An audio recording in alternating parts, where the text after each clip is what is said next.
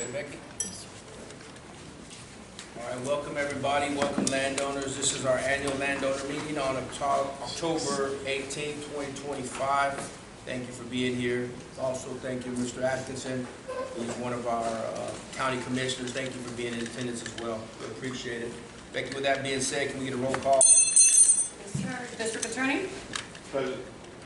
For the record, the district engineer will not be here, and seat 4 has excused itself as well. The district treasurer also won't be here. Which one's seat 4? Mr. South.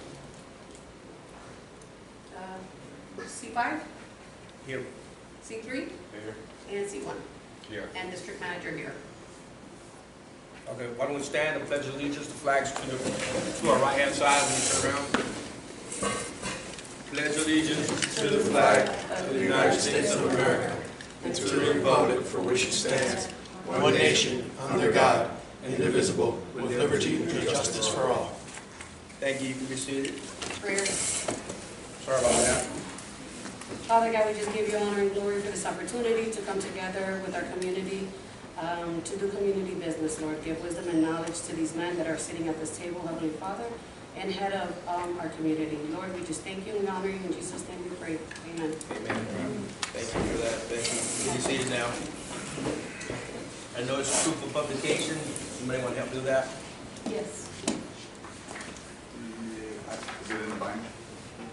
It's not in the binder. This is basically just showing proof that we put our Advertise. we advertise our yearly meetings. And also you see it on the LED board as well. So, and it is on our website as well.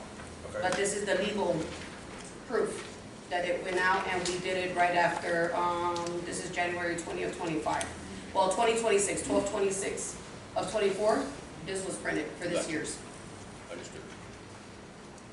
All right. So we have 3 of 5 members here, so we have enough for a quorum. Yes, sir. So with that being said, Stephen, you want to go ahead and the elections for the, so every year, if you don't know, every year we have to vote for a chair, vice chair, and I'm not sure about the secretary. I haven't seen that done in many moves, but I'm the existing chair, so every year at this landowners meeting is when we vote on that.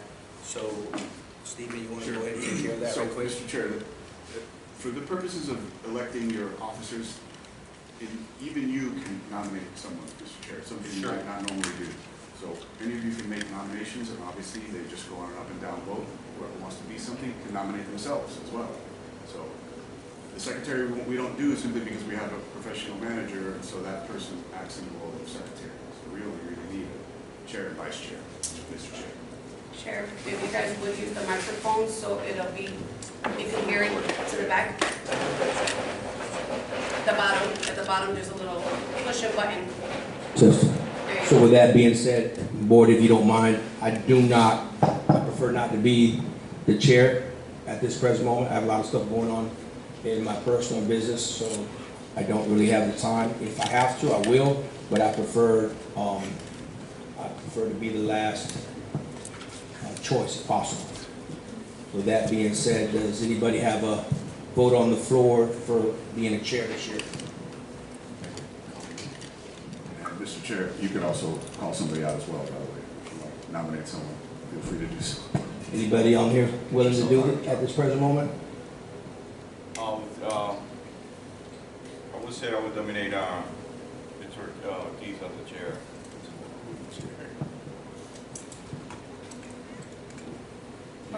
You don't have to accept it, but I'm just saying if you want to, we would appreciate it if you would. So everybody's vice chair if you want to be chair.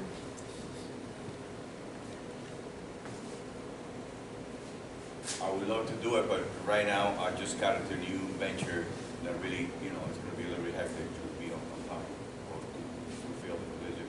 I would love to do it, but right now what I'm into it, the time constraint that I have, that is going to be short.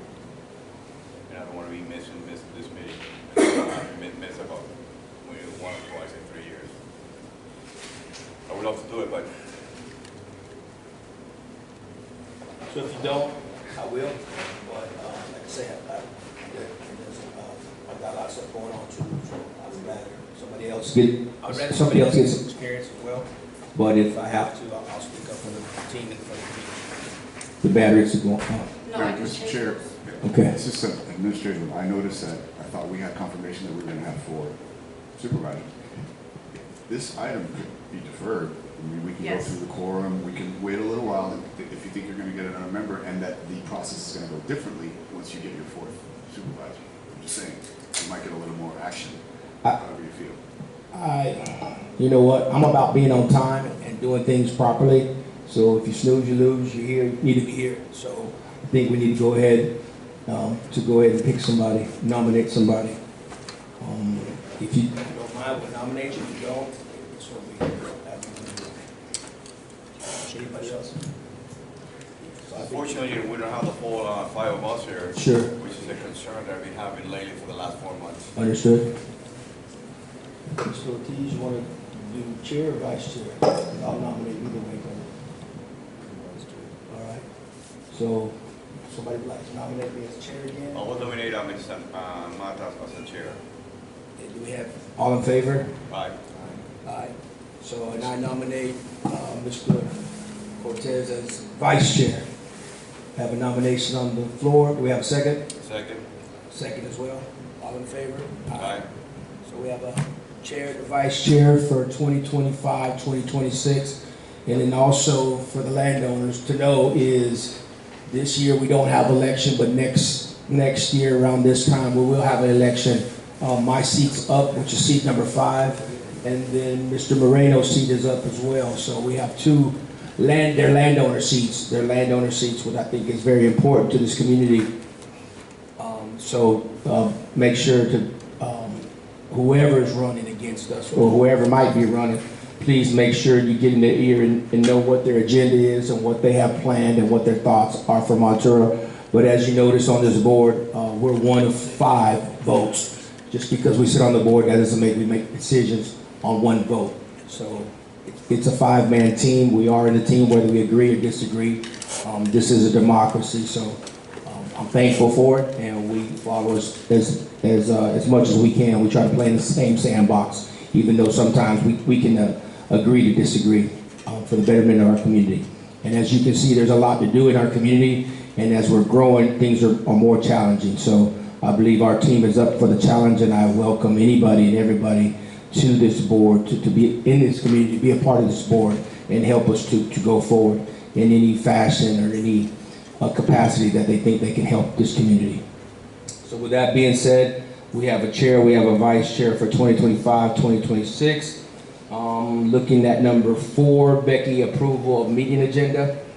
So I believe on this agenda, it's A and B of 6. And I have the engineer annual report. Okay, We can touch on it, I can read over it. okay, And then the presentation of the annual audit of the Sure. district treasurer. sure. I don't have that, but we did do the audit back in June. I Sure. believe when Tuscan and Company came. Sure. So, and they did send in their renewal with us from 2025, 26, and 27 Sure. for the next 3 years for our audits. Gotcha, It is there, it's in your binders, I emailed it to you as well. gotcha. For you guys to review, and I would just need your signature on the chair. Understood, thank you. I want to do something a little bit differently, just a show of hands to landowners that are here. If you've been living in Montura for 3 years and less, if you could raise your hand. I'm just curious. Good. What about 3 to 6 years?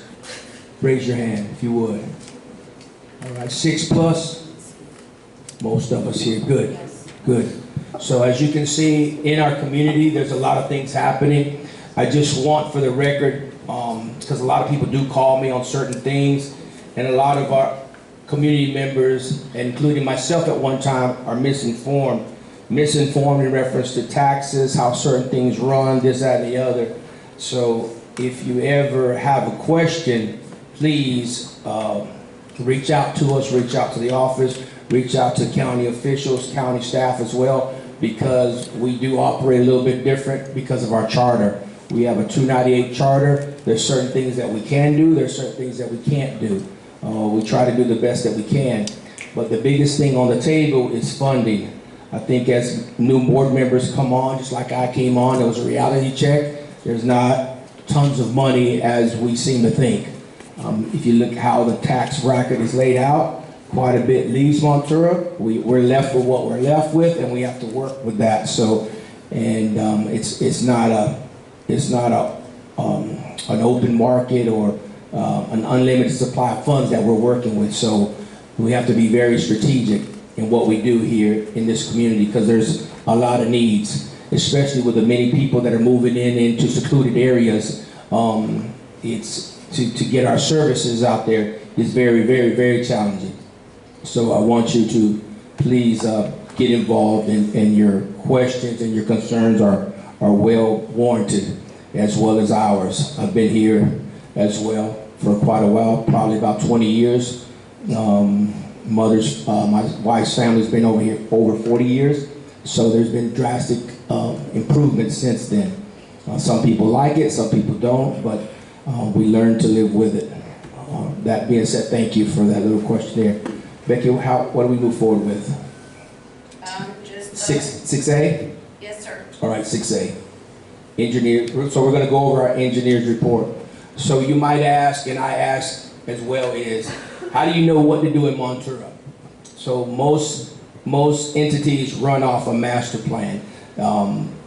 Central County has a master plan. It's very old, but when I got on the team, I asked for that master plan because since I kind of work in this industry, I understand the needs and how you're supposed to work. So I asked for that master plan. Of course, I had to take off about 3 inches of dust from it and go into it, and then you can see what we were supposed to tackle once it was brought out till now. You were supposed to tackle these priorities. These were the priorities of what you do, and the master plan changes. The master plan changes just like our community changes. So you might ask, well, why are we doing this road? Why are we doing that road? My road is more important. So again, it's a strategic approach by our subject matter experts.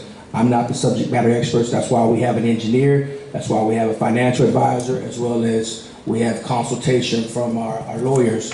So we are, as much as possible, we lean to them for guidance. So if you ever have any questions on why certain things are being done, and hopefully we rely on this master plan, which needs to be updated. So with that being said, could you give us a brief description of our engineer's report? Yes. So basically, the engineer annual report, it shows you our boundaries for Central County. There's copies here if anybody would like, right here. You could grab one. I think and if you would look, it's kind of nice because we put a little map down there so everybody can see the boundary lines. Yes, thank you. What page you have? It's the first page. We're in the engineer part, if you go to your binders. Yes. And it talks about the Florida statutes 298, right? 29.26. And this is for our owners, so you can understand everything that Central County does. And I'm just going to briefly touch on these. We are, yes, sir? Okay. We have the basin permit for C-139. That's why we are a special district. We deal completely with the primary function of Central County is water. We make sure that Montura does not flood in our basin. And we are the ones that are responsible for that basin. That includes our reservoir, it includes all of our canals and the 3 lakes that we have. If you're not aware, we have Montura Lake, we have Appaloosa Lake, and Pine Lake. All of the canals, the canal banks, it's our responsibility to maintain. As our chair stated, we have a master plan. We dusted it off. We've been working diligently. We've been behind the 8 ball for many, many years. But we're seeing some light at the end of the tunnel, just so everybody's aware. We also have a G134, which is a gate that is on the north side. If anybody lives in the Woodland area, when you come in through Flaghole, if you're coming through that way from We have an actual gate over there also that releases water, and it releases it north. We basically and primarily dispense the water to the Everglades. Our water does not come from the Okeechobee, and it does not dispense to the Okeechobee. It goes from north to south and from west to east. So that's why our lower end is always going to be on the east side. Most people don't know that, and that's why I like to share this information. We are responsible for the dikes, the structure of the pumps. I already said this, the structure for our G134. We have 11 pumps. We have 2 more coming in. We have pump 12 and 13 that will be installed, hopefully within this next year. Which both of them are grant related. One is through the county and one is for through us that we were able to obtain a resiliency grant. Just so that community understands, a lot of our funding is based on your maintenance taxes. It's not on the ad valorem taxes that is through the county. There is a big separation, okay? The $503 if you own an acre and a quarter. Our acreage is 425. If you have a quarter, divide that 425 by the 4, and that gives you the balance, and that's why it goes up to 503, okay? And that, again, is for our canals, our lakes, our roadside swells, our roads, our signage that we're responsible for, our clubhouse, all the events that we do throughout the year, driveway permits, all of our equipment, building facilities. As you see, this is a very old structure. This was built back in, I think it's 1979 or 1980, around there. It does need to be brought up to date. It looks very nice, right? But it's very hot in here. And it can be during the summer, especially when we have our summer camp for our children. So a lot of the things that we do, it is free to our community. We try to do the best we can with all the amenities, with what we have raised money as well. But that's basically the engineering part. That's all it is structures of what's in place right now. So that's part of the annual report. So just to highlight what she's saying, if you don't know, if you're kind of still new to Montura, in reference to the map, the water flows from west to east. So if you live on this side of Hacienda, this is mostly the high side. In reference, if you live on this side of Montura, close to Cabbage Pond, Woodland area, that's the lower side. So what's going to flood first? Which side do you think is going to flood first? The lower side. But as you can see, the team here has done very, very good this fiscal year. I haven't seen anybody flood in our area up at the Woodland, which is surprising. I think we even have a board member that has a house up in that area, and we haven't. And I drive the whole neighborhood. I'm always in either a small car or a big truck. Sometimes I like to beat up my little car just to see how bad our roads are, and some of them are still bad. But I like to travel our community to see what's going on, and I'm very impressed how we've been able to keep the water off our constituents on the west side of Montura, which is close to Flaggo, and that's a beautiful area. I own some property in that area too, and it's a beautiful area, but it does flood. And the one that you can check to see how Montura is doing is Pine Cone and Cabbage Palm, that nice corner lot that's been built. If you see that high, you know we have water issues, and that's where a lot of the lowland area is, up in that corner. But our team has done an excellent job. We've made a few adjustments, set some different levels, and it seems to have helped out. So if you don't know, water runs from west to east at a pitch, at a very slow pace. And then the pumps pick it up on Cabbage Pond, send it into the reservoir, it gets filtered out through the wetlands and all kinds of land, and then it escapes through a gate in the back, which is a weir, and it goes to the L2 canal down into the Everglades. And we have to test that water leaving our reservoir to make sure we're not causing extra problems with the phosphorus and the nitrogen and those type of things. So just want to show you a little bit about that, talk a little bit about that if you didn't know. Because a lot of people tell me, hey, I bought this property and they didn't tell me all this information. You have to do your due diligence when you buy property out here. And some people, unfortunately, are in a bad situation, and they were sold a bunch of goods and the goods didn't come through. So just wanted to give you a heads up with that. And then they say, here's another question. Well, Juan, is Montura a flood area?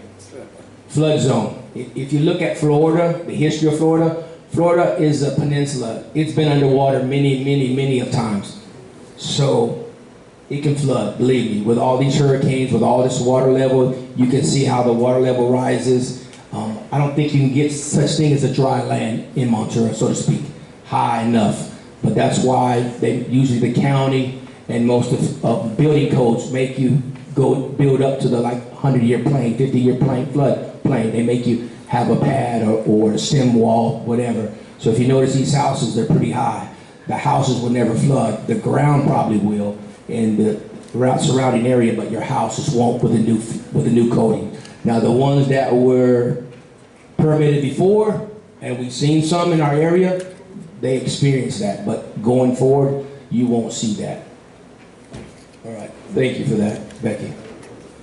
What about your audit report for the Treasury? The annual audit treasurer? Yes. I don't have that. What has she said to us? That's the one that Tuscan and Company did for us. That's the audit, though. Yes, that's the audit itself, and that's on our website. Understood. And they just go over like the front page of that report for the community. Okay. All right.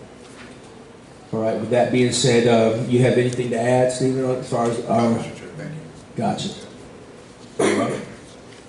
Moving on to number 7. So after the landowners meeting, we go into our regular meeting as well. That's when you'll be able to fill out, comments and stuff like that. If you want to ask certain questions, feel free to ask whatever on your mind, whatever on your heart.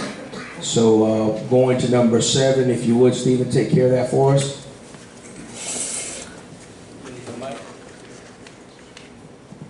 Thank you, Mr. Chair. Okay, so we've already established a quorum for purposes of the statute. The landowners who are present today are the quorum. So we have, I think I counted 11. I realize we have a commissioner here, so we're going to exclude that person. So we have a good number to establish the following. They get paid a small amount. Is it $50 or something? $50.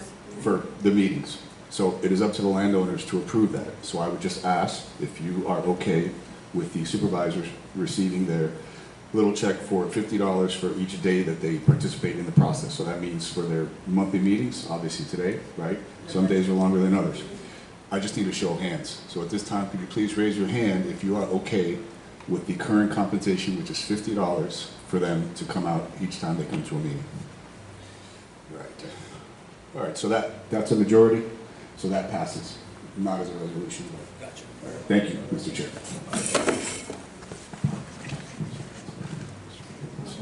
Thank you, everybody. With that being said, I believe we're going to adjourn this meeting and go into, so what we'll do is we'll adjourn this meeting, take a 10-minute break, and then we'll go right into our landowners meeting. Again, this is for our landowners, so we welcome anything and everything. The other great thing is we've been working closely this year, before we adjourn, we've been working real closely with the Henry County, our commissioners, as well as our departments than ever before. So I appreciate the collaboration. I appreciate you, Mr. Atkinson, for coming out, taking precious time to come out. So a lot of people say, hey, guys get elected, you do this and that, but you're never here for us. That's not a true statement. There's a lot of things happening behind the scenes that we're fighting for, and we have a community, but we have to do our due diligence as well. Everybody in here has a voice. Everybody here can make a change and can make a difference in this community. I'm excited about Montura. I'm excited the way it goes. So whether I'm on the board or sitting on the sidelines, I know I can add value in some type of way, in some type of facet. So I thank everybody for making this their new home, and the ones that have been here for a while to hopefully embrace everybody that's coming in and make it a better place. With that being said, we're going to adjourn this landowners meeting. And also, if you don't know, if you look at the meeting agenda, we did vote on a new emblem, a new logo, and it's right there. So if you get a chance, you can take a look at that. Becky, can you call to order and give us a roll call for this regular meeting? Yes, sir. District Attorney, Present. Chair, Present. seat 3, seat 1. Seat 4 and 2 are out. District Engineer and District Treasurer won't be present, and District Manager is present. All right, thank you for that. Do we have any additions, deletions, substitution to this agenda?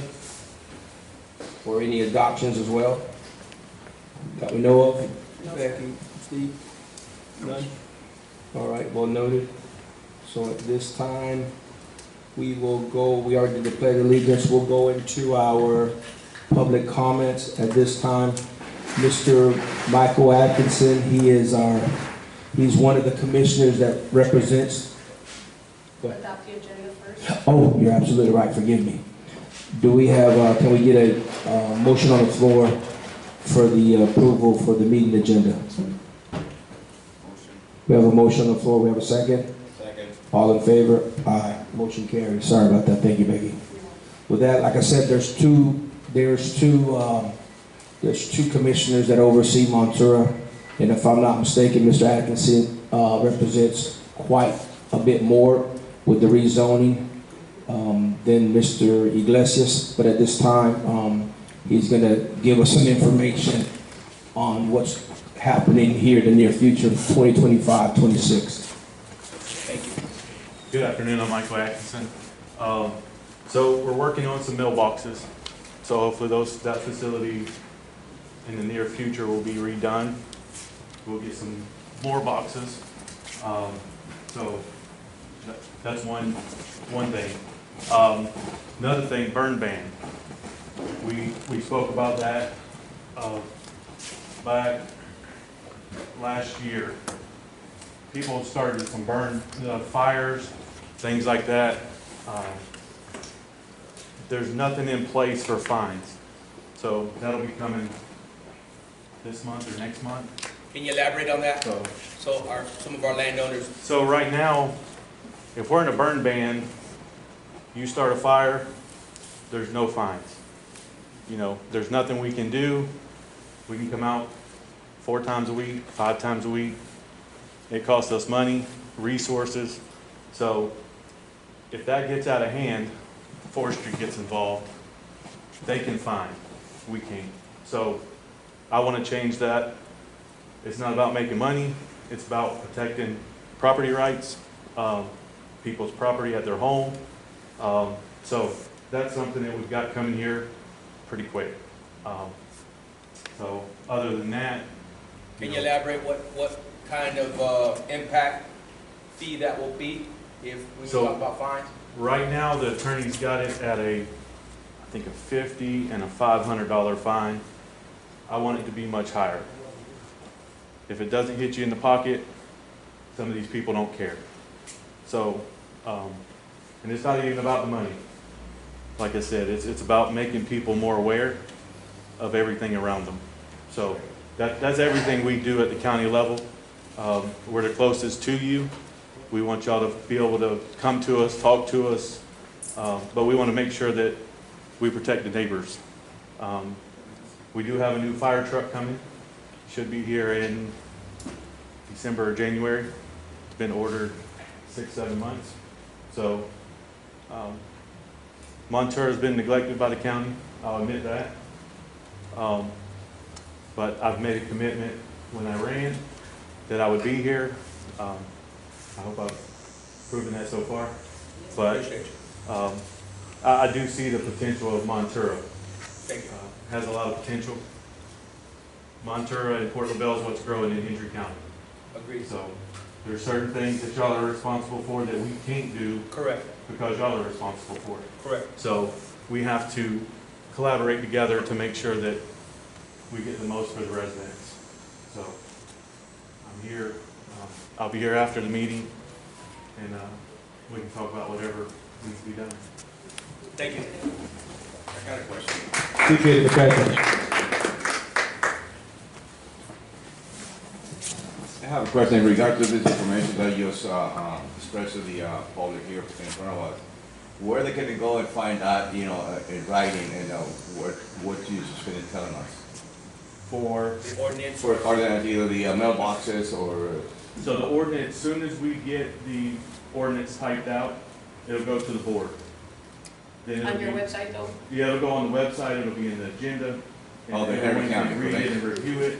okay. Yeah, for Henry County. And then once it's voted on by the board, it'll go out as public, you know, we'll do a public notice so that people know this is a new thing. And then it'll be something that will go out with a burn ban, when the burn ban is put into effect. So right now, we're not in a burn ban, Sure. so it wouldn't apply. Right. Correct. As soon as we're in a burn ban, obviously that'll go out with that information, let people know, if you do it, this is what's gonna happen. Same way with the mailboxes, they So have, with the mailboxes, we're working on that, we've got a You have lot to come of, to agreement. yeah, we got a lot of collaboration to do Sure. between the county and Central County to make sure everyone knows who's responsible for what, Absolutely. who's gonna clean it, who's gonna maintain it, how big it's gonna be. But we're planning on putting somewhere around 800 to 1,000 extra boxes so that there's room for growth. So we don't get it built this year and say, well, we're out of boxes. Right. We're in the same situation, now it's 5 or 10 years before we can do something else. thank you. So he brings up a great point. So a lot of people think it's that easy. So in our charter, if you look at our charter, we don't have anything to do with mailboxes. That's why it's pretty difficult. And a lot of stuff that Mr. Atkins is speaking about, you would think it's in the record book, and it should be there, right? And it's not. They've done their due diligence just as well as us, as well as our attorneys. And there was a lot of things maybe done with a handshake or whatever. But here in 2025 going forward, we appreciate the collaboration, and we'll get it figured out for the constituents. It's been painstakingly, but we'll get it figured out, and we'll figure out a way to make this work.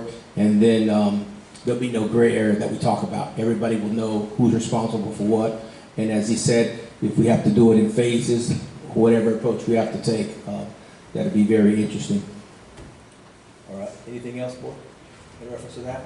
So in reference to the fire, the other night I was coming home and my daughter called me and she said, hey, by the way, I want you to look to your right as you come through. I looked to my right, there was two pretty good, decent fires.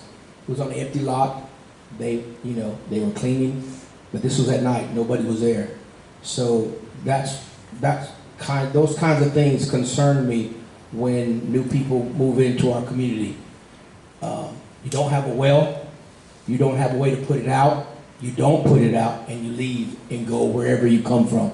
Those are the kinds of things that concern me going forward, because we have lost some properties. Even this fiscal year, we had quite a bit of damage, and that fire that lit up was pretty strong. But in the last couple of years, we've had people lose homes, those type of things, because of I would say, I hate to say it this way, but it's negligent. You don't have any way to put these things out, and you didn't know it was going to get that high. Because when it's really, really dry, it gets out of hand pretty fast, and the wind starts blowing. Next thing you know, it's in their neighbor's yard, and they're losing their home, their livestock, their animals, and everything. So I'd hate to be in that situation. So please, we need to, what's that saying? They say, if you see something, say something. You have to, this is where we live. We have to educate our people that are moving in and say, hey, you can't leave that. You wouldn't do it at your place. You wouldn't want your neighbor to do that at your place. So please, because an amber gets and flies over to the next one, and it goes spreading. So with that, we're going to move forward.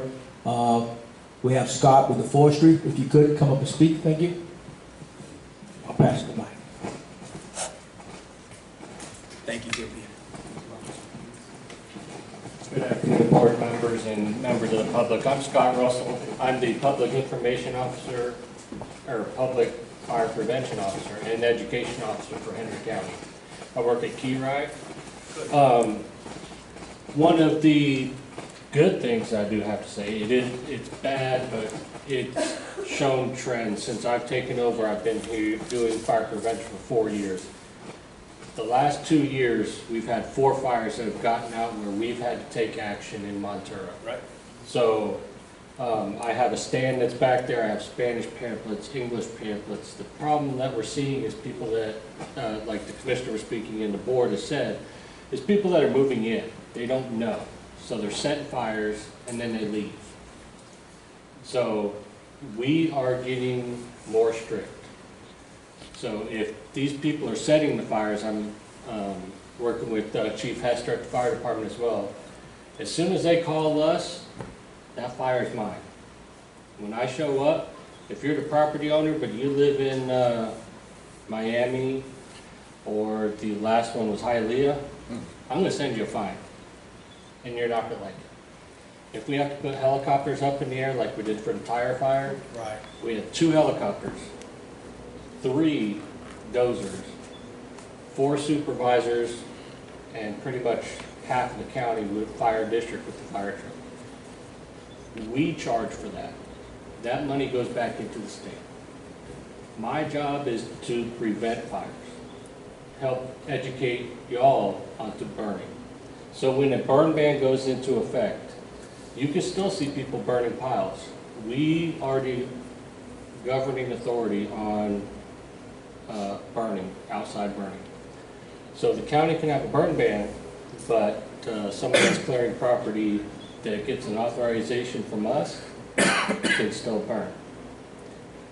The burn ban goes in for yard debris, your tree trimmings, grass clippings, leaves. That is the only thing in the state of Florida you are allowed to burn. So when the burn ban goes into effect, the county can't do anything with it. I can't. Last year I had a problem in Pioneer. I'm getting ready to go to court to testify on that case. A gentleman lost a lot of property, his shed, and vehicles. I don't play around with that. A lot of you and a lot of the board members, I like them. I like Monterey. I don't live here, but I like it. And if you see a white forestry truck driving around, I'm just driving around looking. If you have a yard fire when we are wet and I stop by and talk to you, you're not in trouble. That's my job, is I'm the talk. So I'm out looking for these things. When the burn ban goes into effect, every day you will see me in that truck and I'm driving around. Not to get you in trouble, but to say, look, put it out. And one of the rules we have, you have to either have water or a piece of equipment to put the fire out. Makes sense. So these people that are leaving their properties at nighttime and the fire departments go out, the fire department can't charge for it. I could charge. And it's a big circle, but the money does come back into the fire department. A lot of the brush trucks are federal access that come through us. So they get these new brush trucks, stuff like that. And also we have a lot of grants that work with 50-50 with the fire departments to help get them everything that they need. I'm on Felda Fire Department, and we're in just as bad shape as Monterey, but Monterey is a lot busier than we are. But I just want everybody to know, if you have any questions whatsoever, the information board is always here. Jesse sees me every other week, and I'm glad to see the pamphlets going out. That information going out to y'all has definitely led to a decrease in major fires out here, and I'd like to keep it that way. So after the meeting, like the commissioner, I'll be standing out there if you have any questions, and I have business cards. If you ever have an issue and you want to talk to me, I'm here. Thank you all for your time. Yes, sir. Can you elaborate to us, as I hear people say you got to get a permit to burn? Can you speak on that? So a permit through us, you have to either be a certified burner or a certified pile burner. That will get you a permit with us, and that is because you took a class through the state.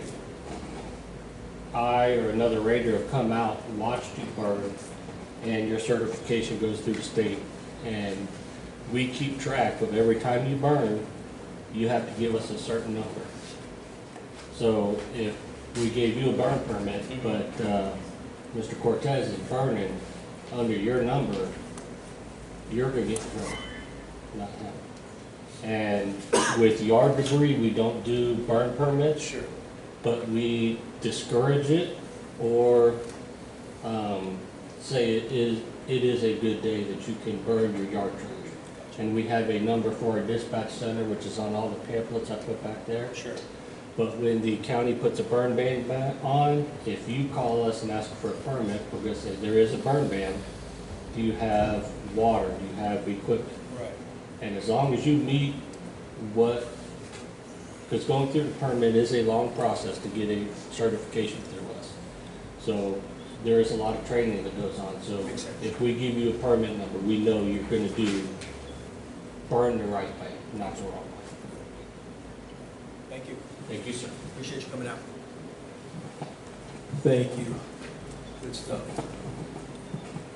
Just, all right, next we have, Renee. You like to speak, please? Sí, sí, claro que sí.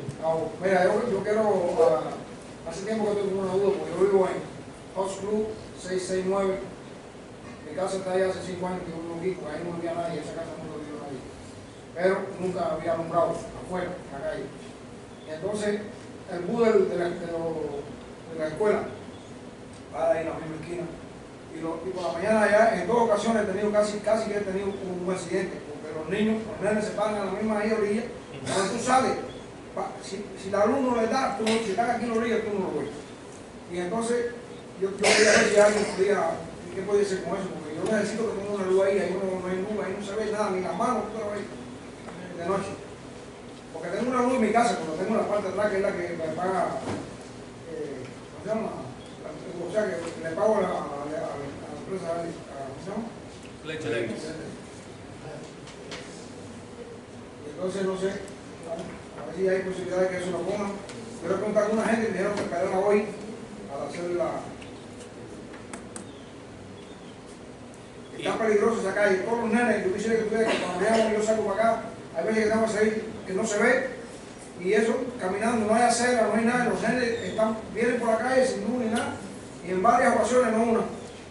Casi que uno puede tener un accidente un momento con un niño ahí, es un problema, uno se busca porque no hay luz, no se ve. ¿Y qué son las calles? ¿Los Horse Club y qué? Ya, House Club y Utopia, eso no es San, ¿no? Zambria. Zambria no. So it's Horse Club and Zambria. Ajá, sí, Zambria no. Sí. Okay. Gracias, René. ¿Es todo? Anybody want to throw that up in the air? You guys want to discuss it? Go ahead, speak on it. Do we know who paid all the, We do, like the corner ones? we do. We pay those? Yeah, so anytime a community member requests a light on the corner on our main roads, like Outside Bridge, Sports Club, Cabbage Palm, Hacienda, any of our major roads, they have to come to the board and ask for permission, and the board has to decide if we're gonna pick up that fee. That's why a lot of our roads don't have lights at every road. Is it like, are we paying the same fee that we pay as a resident, like, a different fee? It varies. They vary. We pay currently over 91 lights out here. But what he's saying is it not even one times 15, $10, $30? It's, we have some that we pay close to $12, others are $15. That's a discount rate. So it just depends. Because of the vote. So, like, say for So if instance, they're gonna do all the, sorry, Chair. oh, no, you're good. If they're gonna be the new LED lights, because I think that's what they're going with, they might be a lot more expensive now. And we haven't done one in such a long time, I wouldn't be able to give you that exact price, to be honest. Could you check to see if there's anything on that corner that they can hook up to something that is existing by any chance? On that corner lot? Yes, ma'am. Okay. On Zambria And and Sports Club, to see if there's something that the county can do to hook up to something that's there, LED preferably for sure. Because if not, you have to put in a pole and the whole 9 yards, right? Correct. And then They're gonna charge us all. Correct, and then they have to put it strategically because of the right-of-way, the swell, and every other thing. So can you see what's there in that area and see what we can do if possible? Good questions. Any more? Well, I guess my other one is, do we know where all these stops are at? like, all They the stuff? changed. That's the problem. That's the problem that That's we've the had, problem. because the school bus changed the stops according to the children where they're actually the most, yeah, There's more population. correct. And they've changed every year. And we have more kids now in our Henry County school systems than ever before. Yeah. So that's not the only one, because There's a lot more stops. there's a lot more stops. I do see, thank God, I do see parents out with them, but, you know, if some of our residents are not paying attention, you could unfortunately take out a life if you're not paying attention, for sure. Then they don't stand away, they stand Right in. right on, Yeah. right on the road. Yeah. You have to be very cautious in the morning, for sure. And then you got the dogs too. And you got plenty of dogs out here that chase cars and jump on cars, so I've seen that as well. But, yeah, just look into that, see what we can do, for Okay. sure. Sure will. Any question over there, Mr. Moreno? Nope, I'm good. Thank you, Renee. We'll look into that. Hopefully we can get something done for you. Thank you. Gracias. Moving on. Richard? So I had the same concern. So on my street, which is on Palomino, 665 North Palomino, the whole street doesn't have lights. Excuse me, Palomino and what, sorry? That's Palomino and Bull All Cypress. Cypress and Palomino. So I called Glaze Electric. I was more than willing to pay for the light. I mean, it's not that expensive, like 20, 30 bucks. But they said, so I have a light post right in front of the house. So the first thing they said, no, you can't put a light there. You would have to put a pole. They want $800 for the pole. And so I said, so then they said, but call Henry County. I call Henry County, then they refer me. They said, well, you gotta come and ask. So we don't have no lights there. I'm more than happy to pay for it. I just don't wanna pay the $800 for the pole. I have a pole right in front of the property. You said Henry County, I'm sorry. So I called Glades, Yeah, asking about a street light. sure. They said, you can't put a street light, it's a county issue. So that's why I'm asking you guys, Central County or Henry County? I think you said. first they sent me to Oh. Henry County, Okay. then they sent me to you guys. Understood, okay. So here I am asking the same thing the gentleman was asking. This would be Palomino, off of Ball Cypress on the south side. We have absolutely no street lights on there, so I just wanted to bring that up. So let me ask you this question, and again, I don't know All the rules and stuff like that, but I see a lot of, and maybe it's old lighting or stuff was grandfathered in, but I see a lot of lights down a lot of roads. I mean, I have them down my road, and I've seen. On my property on Quebrada, we have two. We have plenty of light on Quebrada, but. So it sounds like they probably made some adjustments or some. Well, I didn't know. I actually thought that the ones that I had, which is my neighbor across the street, I thought that, you know, that he was paying for it, but apparently not, you know. Like I have a light inside of the property, which Sure. I inherited when I bought the property. Correct. And I pay the 20, 30 bucks, which is a great deal. The only problem is that I have a pole, but they will not put a light on my pole. I gotta pay them the 800 bucks for their pole. And it's like, there is a light pole right there, so. Becky, can you check into that as well, if you would? Check into that, see why they can't do it. I mean, I see plenty of them that have it. I think they might have changed some things. That is possible, but you know. Yes, at the end of the day, if I just get a permission from you guys and I'll pay for it, I don't have a problem with it. Let's see what we can do. Any questions on board in reference to that one as well? No, that's just to add to the same thing you Yes, said. sir. Derek. Just to add to Mr. Chair over here, and maybe Mr. Dobbs can help out with that, why they don't want to use this pole.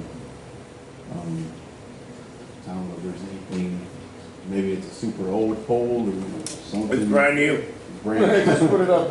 Is it one of those metal? No, it's not metal. It's the same exact light bulb that they use. Yeah, it's And is that where your transformer is at?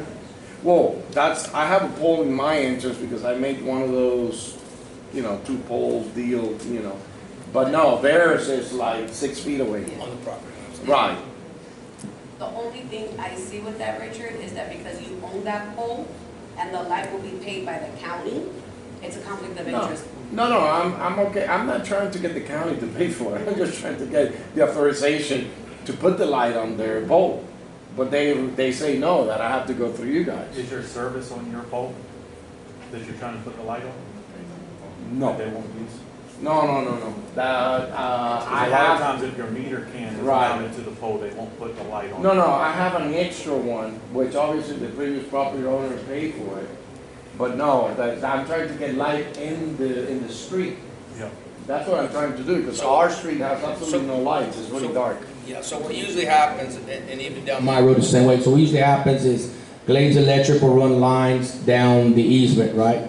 And then from there, the owner has to put a pole in their property, or from that pole, they're running underground, the utility underground. So there's 2 options. But so what he's trying to say is, Glades County has a pole. In most instances, even with us, they've allowed, hey, you just call them, they'll come out, put a light, and then they'll add you to the bill. And I guess there seems like they're not doing that. I don't see why they wouldn't do it, No, but, they say on the outside poles, it has to do with you guys. okay, so check into that. Maybe there's some type of discrepancy or something. Just Find out. check into that for us. I got a question. Any more questions? Good. Let me ask you, that pole that you said that's, looked like the Glade Electric, correct? It is a Glades Electric pole. Why don't you get your receipt or the company that you bought that from? Okay, certify that pole, is part of the specification for the power company, and submit that to Glade Electric. That way they know there's the same specification, Well, the same Glades pole they use. Glades Electric strictly said, we only put light on our poles, if we put the pole. But follow me. Yeah, no, I understood what you said. The other, what you can do is, based on that certification for the company you got that pole from, we usually take product again, same from the same company. Hey, I'm gonna donate this pole to you, just put the light up. It's the same spec of a pole you have, at the end of that you hit Right. on the back. I don't see why they can do that. If you're gonna, hey, I'm gonna donate this to the power company, only to put a light. But you need to get, some kind a certification from the supplier that you got that pole and turn over. Make sure it's signed off and Right. and all that. With the same specification that Glade Electric use. Right. We're going on the avenue. Thank you. No. Thank you, Richard. All right, we're moving on. We have no more, so we're going on. I actually Go ahead. had a double one on there. Go right ahead, sir. So I also wanted to inquire about any updates on the reservoir. Good. Becky, where we at, where we stand with that, or Stephen? We finished the Anyone? environmental with Bob Bear Paul. We have ERP. I'll speak a little bit and then Steve can speak a little bit more. We were trying to, we acquired the actual permit, right? With South Florida Water Management District. So, they do have a list of things that we have to put into play. And within that list, one of the major ones is putting up our signs and barriers, to our wetland area. You're talking about a 700-mile radius around. No, I'm sorry, wrong. 700 miles? 7 miles, 7 miles. It's a 7-mile radius, but it's 700 acres. Right. So it is a big area for signage and to put up a barrier. They didn't tell us exactly what type of a barrier. And we also have to have security in there to make sure that nobody's going into these wetland areas after we put up the barriers, and that they're not destroying the wetlands that, for all these years that it's been closed, they've rehabbed. So we don't want to ruin something that's actually healing itself, where if not, it's gonna pour a lot more money. And as you know, we are primarily the responsibility of our maintenance. It does not, we don't get the funding to actually be able to, trying to come up with strategic planning to start something, but unless the community gets involved to be able to help out, especially those that like to ride, and actually hunt back there, and so we could open these gates, it's gonna be a little bit more difficult. It might take a little bit more time. Maybe eventually in the future, we could probably have a grant or something to help us, but I'm not exactly sure. So just to elaborate on what she's saying is, we have to present a plan to South Florida Water Management, how to, what we're gonna do On the upkeep, yes. on the upkeep and how to make this happen. They're not gonna spell it out for us. We have to present something, and then they'll look at it, this, that, and the other, say yay, nay, or, you know, make this, that, and the other. And then there's a little corridor, there's a little corridor that takes you from one upland to another upland where you can go. But between those two uplands, we have to mitigate this piece so we can get by with whatever it might be, transportation, bike, four-wheelers, whatever. So, and then the other thing is possibly, they said you have to make new trails, which that's fun. Everybody would love to do that, like get involved. Make new trails as well as possibly doing a phased approach. Can't do it all at one time, but the one upland that we have is really big. So we maybe focus on that, and then we attach that once we get where we need to be, we attach that other piece to get to the other big wetland as well, which is closer to Horse Club, that area. And then you just keep going that, but they want to see a plan. They want to see a plan. So it's almost like a master plan and putting stuff together. So it's going to take everybody getting involved, a lot of vendors, a lot of people that do, there's a lot to do. You could do amphitheater out there, you could do bird watching, you could do hiking, trails, there's all kinds of stuff that we can do out there. So I'm excited about it, but it's going to take help, and hopefully in the near future, probably some workshops to how to make this happen. And I'm not scared of the funding to make it happen. That's not my main concern. The main concern is, as Becky mentioned, is how we're going to coexist with that reservoir, because I think it's something special that we have that we can give to our kids and our grandchildren, that we can actually coexist with this and thrive and know the habitat in that community, and teach our young ones how to hunt, how to fish, how to shoot, how to survive off the land if we had to, know the saw palmetto, know the different types of trees. This is good for you. This is, you know, this can heal you. You know, those type. There's a lot of stuff out there that's pretty interesting, and I think with everybody's help, I think we can do something special, make something special. But the other side, go ahead, Scott. There are grants through the Florida Forest Service and FWC that can help with wildlife management, and with, I know we have a program to help keep the land as the land. Yes, sir. If you want, I can give a lot of that information over to Miss Becky if you'd like. Greatly appreciate that. Yeah. Yeah. So I visited some nice places in North Palm Beach. There's the Arthur Marshall Foundation over there. It's a wetland area. I did many planting in Lake Okeechobee, pond apples, as well as cypress seedlings.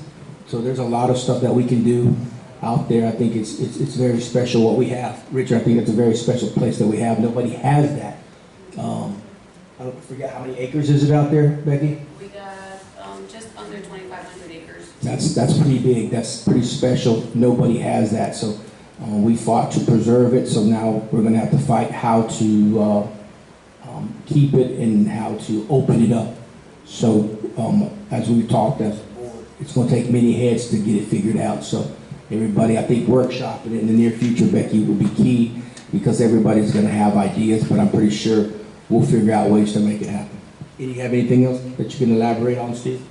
No, as a legal matter, the thing is good for 5 years, so that is, and it's easy to extend. In other words, if we run into any roadblocks related to financial or infrastructure, it's still not the end of the world, because once you've gotten the permit, it's good. Yeah. The hard part has been accomplished, I believe, right? The hard part has been accomplished. Now it's laying out this plan and putting it out there. So again, I think workshops and getting the community involved, getting everybody excited again, how to use it. As Becky said, people do go out there, and it's pretty much healed itself. You can't even, it doesn't even look the same. So I'm pretty sure there's a lot more wildlife out there now than ever before, because not many people go out there like we used to back in the day. Good question. That being said, we're gonna move on to, Old and new business. Steve, you wanna, Yes, so, on A? so Mr. Chair, and to the supervisors, you have a pending resolution, which is the performance measures for the district. All the best and brightest last year, we put these together. So all we're doing is readopting them. So they're the same measures. That's one piece. Later, in the month of November, we'll actually look at this year and fill in the blanks to see how we did. Mind you, the statute that created these objectives and performance measures doesn't say what happens if there's a massive failure, but we just have to do this bit. So I believe that's a good housekeeping measure. Each year during the annual meeting, we should readopt the performance measures, change the year. And if we want to have a discussion about changing performance measures, we can do that as well, or we can do that ahead of time. But for this year, I would just ask that the board approve and readopt these district goals, objectives, and performance measures. And Becky will give the proper resolution on the new sign, Mr. Chair. any questions from the board? No questions. Mr. Cortez, any questions? And you need us to vote on that? Yes, sir, it's a voting item. All right. Can we get a motion on the floor for this performance measures? We have a motion on the floor. Do we have a second? Second. Second, all in favor? Aye. Motion carries. Thank you, Steve. And it's, like I said, we can make adjustments as we go in the future. That's why I think it's good to look at it each year. Okay. All right, moving on. Becky, I think that's you. You got my name on it for some reason, but go ahead. It's for the property for Appaloosa. There was, Just so the community knows, Central County had a few properties that were under our name, and we put them up for sale to acquire funding to help us throughout the year. And 185 Appaloosa Avenue, there's been an offer made on there. Steve, did you see that? I see it right here. Correct. And this offer is good through November 25th. Sure. This is a rare chance. We're all here. We got the offer a few days ago. Yes. The offer, it's fine. There's no junk fees. And so if the board decided to approve it, this one would actually happen pretty quickly. So if I'm not mistaken, it's 185 Appaloosa. That's that corner lot off the dirt road from 833. I think it's 2.5 acres, right? That's the one correct. that's pretty Yes. wooded, right? Yes. Mhm. I think we were asking 84, 85, maybe 86. It was 86 that we were offering. So I this- think the lowest you guys said was 82. So, again, I'm not trying to get in people's business. Is boyfriend and girlfriend, husband and wife, or I see two different names. I mean, we're in 2025. I guess it does happen. All right. So I guess looking at it, board, we have an offer for 70,000. It's 2.5 acres. It's a corner lot. It is wooded. For them to bring it up to shape, they're gonna spend quite a penny, for sure. I think we had it up there for trying to get like 86. What is our responsibility? We have to pay somebody something, correct? You have to accept, at any time you can accept a competent offer. If you wanted to do a deep dive on it, we could obtain No. fair market value. No, I'm not talking about that part, but we have to pay something. We have to, what's our, if we pay, if we agree to this, what's our, Right, so all we are paying is our broker, I believe. Gotcha. It's $250, maybe it's $500. I think it's like $500. Correct. So that's the only thing. That's right. So the buyer is going to pay, Pay their own broker and pay closing costs. closing costs, correct? Gotcha. Okay. Board, any questions? So, and they're using Calusa title, which is a LaBelle. Okay. Escrow within 3 days, so they're talking about 1,500 down, and then coming up with the rest at closing. I don't see anything on here that sticks out to me crazy. Title, buyer will be responsible for the expense. I see that chart. That's been checked. Everything seems to look okay. Board, just, do you agree on the price or the offer? It's an offer, pretty much. It says wooded, correct?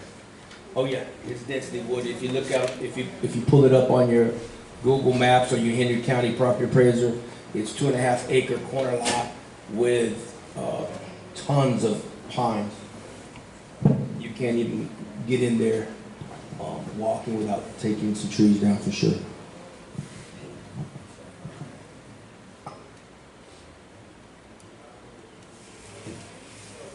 So while the board is thinking about that, so some creative ideas as they're thinking, I'll share with you some of the ideas that the board has had, because we have a lot of roads need to be overlaid and done. If you take a ride down Montura, hopefully the next few days, that will be done. I see somebody's cutting stuff out to fix up a lot of that area. So we've tried to figure out ways to come up to make these things happen. For many years, we've had 4 pieces of property that were, I don't know if it was inherited, it was given to us by the county or whatever, but it didn't make any sense just sitting there, so we put them up for sale. We've sold 2.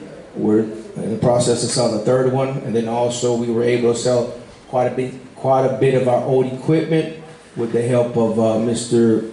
Cortez and some of the contacts that he's known. I think we used Ritchie Brothers or something like that to do an auction, and we've let a lot of things go that were just pretty much not usable anymore, and we were able to compensate and that money be able to be put in our roads and our infrastructure. So those are the type of good things. And also, which is another amazing thing, Becky, I want you to speak on it when it's your turn for the manager's report, is the saw palmetto berries, the harvesting that was done, I think a week or 2 weeks ago as well. So there's some creative things that are happening where we can actually get some revenue. So people thinking outside the box, and I'm thankful for that, because every penny helps. Just trying to give you abreast of what's going on in our community and what we're trying to do. Any questions from the board on this one? What was the actual listed price? 86.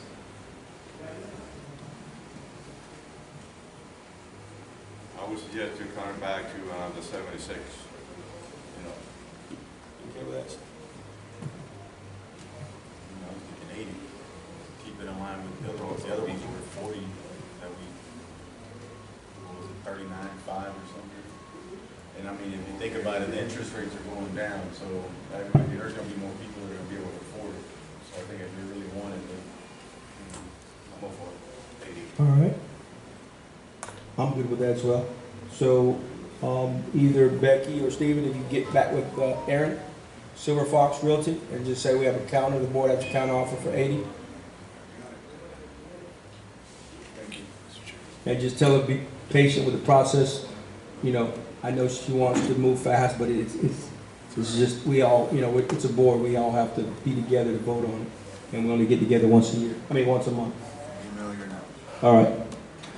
All right, moving on from that, thank you. Let's go back here. Discuss and vote on controlled burn on the reservoir, Becky. Okay, and just so you know, I'm gonna talk about J&B harvesting as well. Okay, good. Before you do that, Scott, can you stand up and elaborate on the controlled burn? Because I do see a lot of controlled burns. I'm not against it, but doesn't it displace as well habitat? It displaces momentarily. So a lot of times, we have 37,000 acres on the forest. We burn on a 3 to 5 year cycle.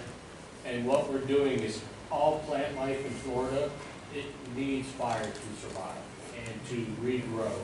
So you get palmettos coming in. Yes. And the palmettos, when pine trees are little, the palmettos will cover a pine, and pine needs sun, water, and everything. So they're fighting for, pine is fighting for the sunlight and the water. So controlled burns, it can displace deer, turkey, panther, bear, momentarily, but after a fire, you'll see a lot of animals come into the fire area eating the ash, which has a lot of salts and minerals and stuff like that.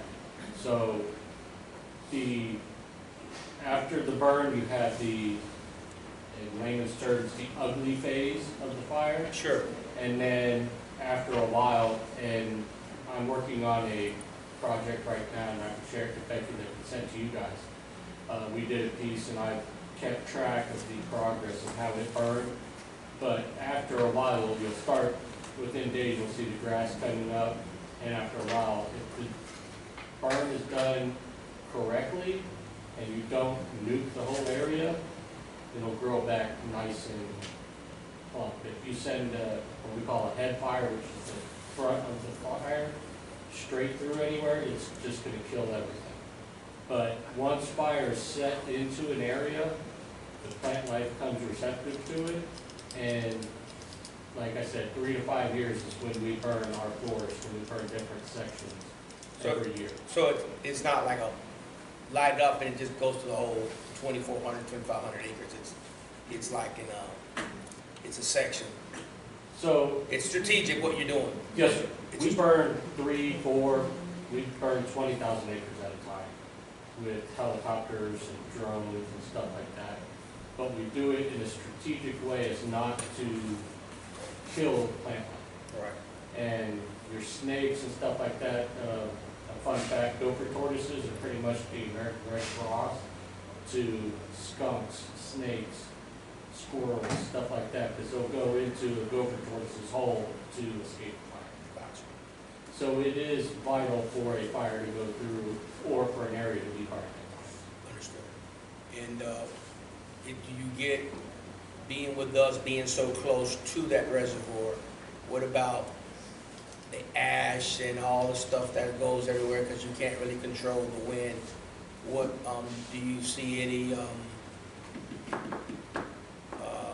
any resistance about that? So if you're burning a certain area, I'm not sure how you guys, if you're going to do a contractor or something like that, we are going to want to see his burn plan. So if you contract it out or you give us a call and we do it as a mitigation burn. We will come in, we'll make a plan to get it to where the winds and everything are getting the ash away from everybody, but there still be maybe minimal impact to closer residents to the fire. Understood. Thank you. You're welcome. I appreciate it. Go ahead, Becky. I appreciate that, Scott. Sure. It gives us all a little learning lesson. Absolutely. So the control burn that we were talking about, it's in regards to JMB harvesting, the ones that we gave permission to do the berries during this season. Jeremy came in and he says we could do a control ban in certain areas. And so Scott, when I saw your card, it reminded me, I said, I'm gonna ask Scott anyway. But it's for that. It's to fortify the trees, it's to clean up all those Brazilian brush, berries stuff, all that stuff that's around it, that's basically killing what's there now. And that's the way Jeremy explained it to me, and it'll be in certain areas to clean up in our reservoir where they were at that he noticed, and they'll pick up the trash and anything else that's underneath all the hidden debris that's there. Now, just to talk on regards to J&B harvesting, within the 2.5 days that they were there, it was $12,000 that we obtained with the berries that they harvest. So for 2 days work, I think that was a nice change that came into the county without us having to do anything, and this company came in and did this for us, and they're willing to do the control ban to actually help and also to restore healthy the palmetto berries that they were picking as well. Salt palmetto berries. The salt palmetto berries. So the other thing, community, if you don't know, is salt palmetto berry picking is a big deal. in our state, to the point a lot of illegal things are happening, and it's happening right here in Monterey. There's been a lot of illegal people picking berries without permits, going into our reservoir, bringing thousands of pounds of saw palmetto, selling it illegally, this, that, and the other. So we didn't even know that. Maybe some of us did, but I guess we were ignorant to it. So now I guess we're not. There's a lot of people doing a lot of different things without permission, even to the point when some of his workers, or one of his workers, actually got beat up and taken. His saw palmetto berry bag was taken. So I guess it's a real big thing. So we were very fortunate to get some proceeds from this, and hopefully every year going forward, maybe with this controlled burn, they'll even be healthier, or whatever it needs to happen. Maybe they'll grow even more. So that was kind of interesting to me. And the thing that I think I took the wrong way was there's a lot of trash being dumped in our reservoir, a lot of debris being left behind, and that doesn't help, especially with the situation we have going on with South Florida Water Management. So we have to be careful. We have to be very careful, make sure nobody's tearing this place up. And they did pick up a lot of trash while they were out there as well. And so I was just asking permission from the board if they would give them the permission. Scott, just so you know, he is certified through forestry to do the control burns, but it would be good if we can just all get together. But I was asking for permission to be able to do this when it's time. I was going to ask that question. So when do we know when that will happen? Does he have like a time frame? Well, he's out of state right now, but when he gets back, he knows we had our meeting, so I would get with him. But it's no time soon, right? No. I don't think so. I think it's right Scott? He would know better? We're actually getting into the time now where it's perfect to burn because it's not too dry and it's not too wet. So between November and December, you want to try to get up as much burning as you can because that's still where we have moisture in the ground and we're not going to cause a very hot fire with the moisture in the ground. Gotcha. And January towards March is when you want to cut it off because that's when we start getting a little dry. And let me ask you this, but harvesting of saw palmetto berries is a certain time. It's not a year round where you can pick these things. No, So, it's. So my question is it best to do it before that or way before that, or if we do it in, as you're saying, in this October, November, December area, whatever, is that the best time to do it, or is it better like in January, February? Well, that's what I was just gonna text him to get the information to bring to the board. But he said it would be during this season, so that for when they go to pick up next year, it would be ready. If So, they were at this time, Mhm. come August is about when they pick, they would have, the plants would have regrown and it'd be more plentiful at that time. All right. But I would get the rest of the information from Jeremy, Understood. definitely. But I just wanted to bring it to the board so we're aware of it, and then I can get the rest of the information in regards to when. But he wanted to know if you guys would consider it. So that's all I was asking, if the board would consider it. And of course, Scott, thank you for your information as well. So, Board, any questions, comments, concerns? All right. We have a motion to authorize can we get a motion on the floor to authorize, I don't have any questions as well. Do we have any, can we get a motion on the floor to authorize the controlled burn in the near future? Motion. We have a motion on the floor, we have a second? Second. All in favor? Aye, motion carries. Just please let us know when you do it, when it does seem to happen, please use our board where the community knows, and they're not calling forestry and the Henry County Sheriff and everybody, hey, we have a massive fire going on. I'll send out the email first, once I have all that information, as to when, and I'll get with Scott as well, being that he's our the forestry person here. Okay. Because they've also burned properties right across from our office. Okay, Forestry has come in and they've done the burn as well, okay. because there's a lot of, Brazilian peppers, oh, Melaleuca? the palm trees, those cabbage palm trees, the single palm trees that are there. I got you. And that property right next to the canal, overwhelmed, and they normally come through and they do the control burns there all the time. Okay, So, yes, sir. I'll definitely let the board know. I just want to get with Jeremy to see exactly what days or months or what he was looking at. And then I will send it in an email to each and every one of you and our attorney and everyone else, so we're all on the same page. Thank you. Thank you, board. moving on to D, Appaloosa Lake, easement on Appaloosa Lake. Yes, sir. So we have Appaloosa Lake, which is off of West Marimba Circle. I'm sorry, wrong road. Paso Fino. Yes, it's on Appaloosa. And if you go down Paso Fino, it's East Paso Fino and West Paso Fino. So it just kind of makes a circle like this. And right where all those properties at, behind them, is Appaloosa Lake. Now, between two properties, we have a, and Steve, I was gonna ask this, there is a drainage. There's no culvert. It's just open, but there's a riser at the end to where the swell is. And we cleaned this out about 5 years ago, 5 or 6 years ago. We cleaned it for that, to get the debris.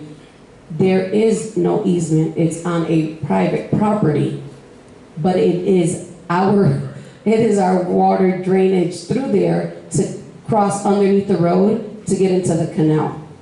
So we went in, we cleaned it out. What the property owner was asking was that he wants to put a fence. But like in other properties, it shows our easements. On this property, it doesn't. It just has the open water on that side.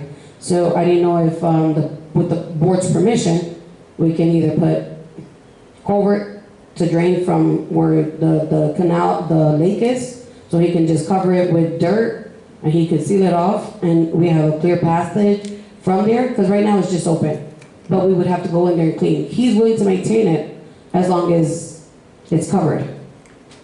So I don't know how the board looks at this, or what you, maybe you could come up with a plan. Yeah, the right way is to ask nicely and actually get an easement in place.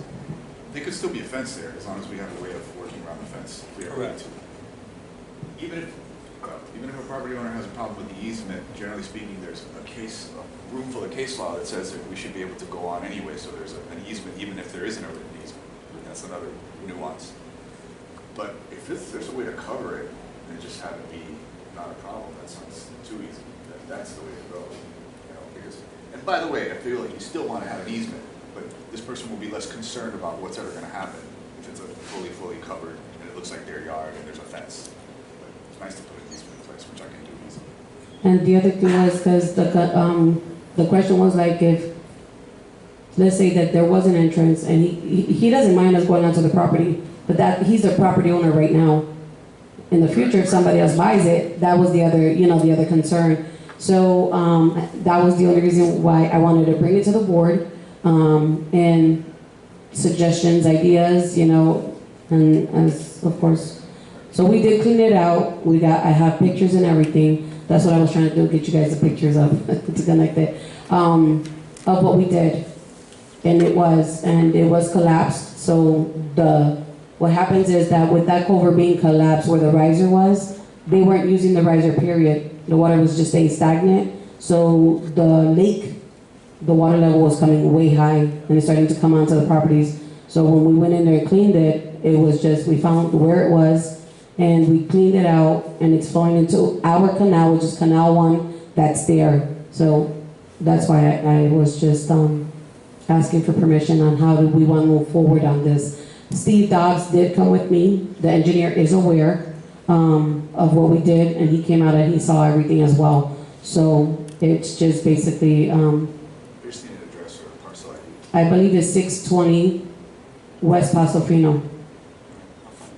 Yes, and the owner's name is Hector. Right? What, Hector on 620? South Palomino? Do you own one property? He owns that one property where it sits on. Question, Steve, can we just, buy, you know, X amount of feet from each side and make an assessment for us to clean that up without going through all? You don't have to buy it to get an easement. If you buy it, then you buy it. The easement is a way to get around that. It's a way of getting around having to pay monies for a thing that doesn't harm anybody. You get to do the maintenance, the property owner gets to use their property. Just, the easement travels with the property no matter who buys it. That's the good thing about it. You know, so the next person can't say, oh, I want to put a kitty, you know, jungle gym in there. Then you can't get in to maintain it. Even when you put a culvert in, or even if you put in a proper infrastructure and cover it up, someday you might have to go in to maintain that. Right. So I want it to be that the district can do that. So I'll get, you know, a nice letter, hey, sign this easement, it's not going to take any. Because by the way, we can take it. If we have to, we can actually take it. In the future, We don't do we're gonna have to come back and revisit this again. Let's make Correct. sure we got it. The easement's a one-shot thing, and that cures it for all time. So just let me figure it out. Okay. Look into that for us. Anything else, Becky? That was it. Thank you. All right, thank you. Moving on, can you give us a report, Becky? Yes, sir. So we continue to work on the resiliency grant with our future grants. I did want to give the board an update. For this year, we've changed out 56 culverts that have been collapsed. And that's what we've been working with Ovid in regards to that, to get our funding back. The grant with Henry County is still going.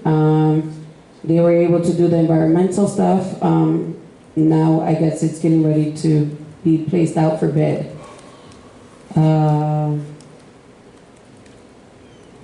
We've been working on roads.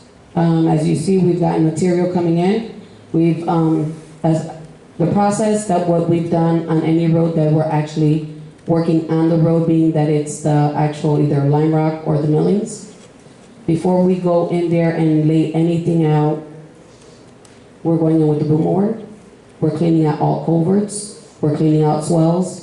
We're checking at the end if it's on the south side, if the culverts are leading to the canals. We are redoing all of that before we actually touch the road. So once we're done with that road, it is done.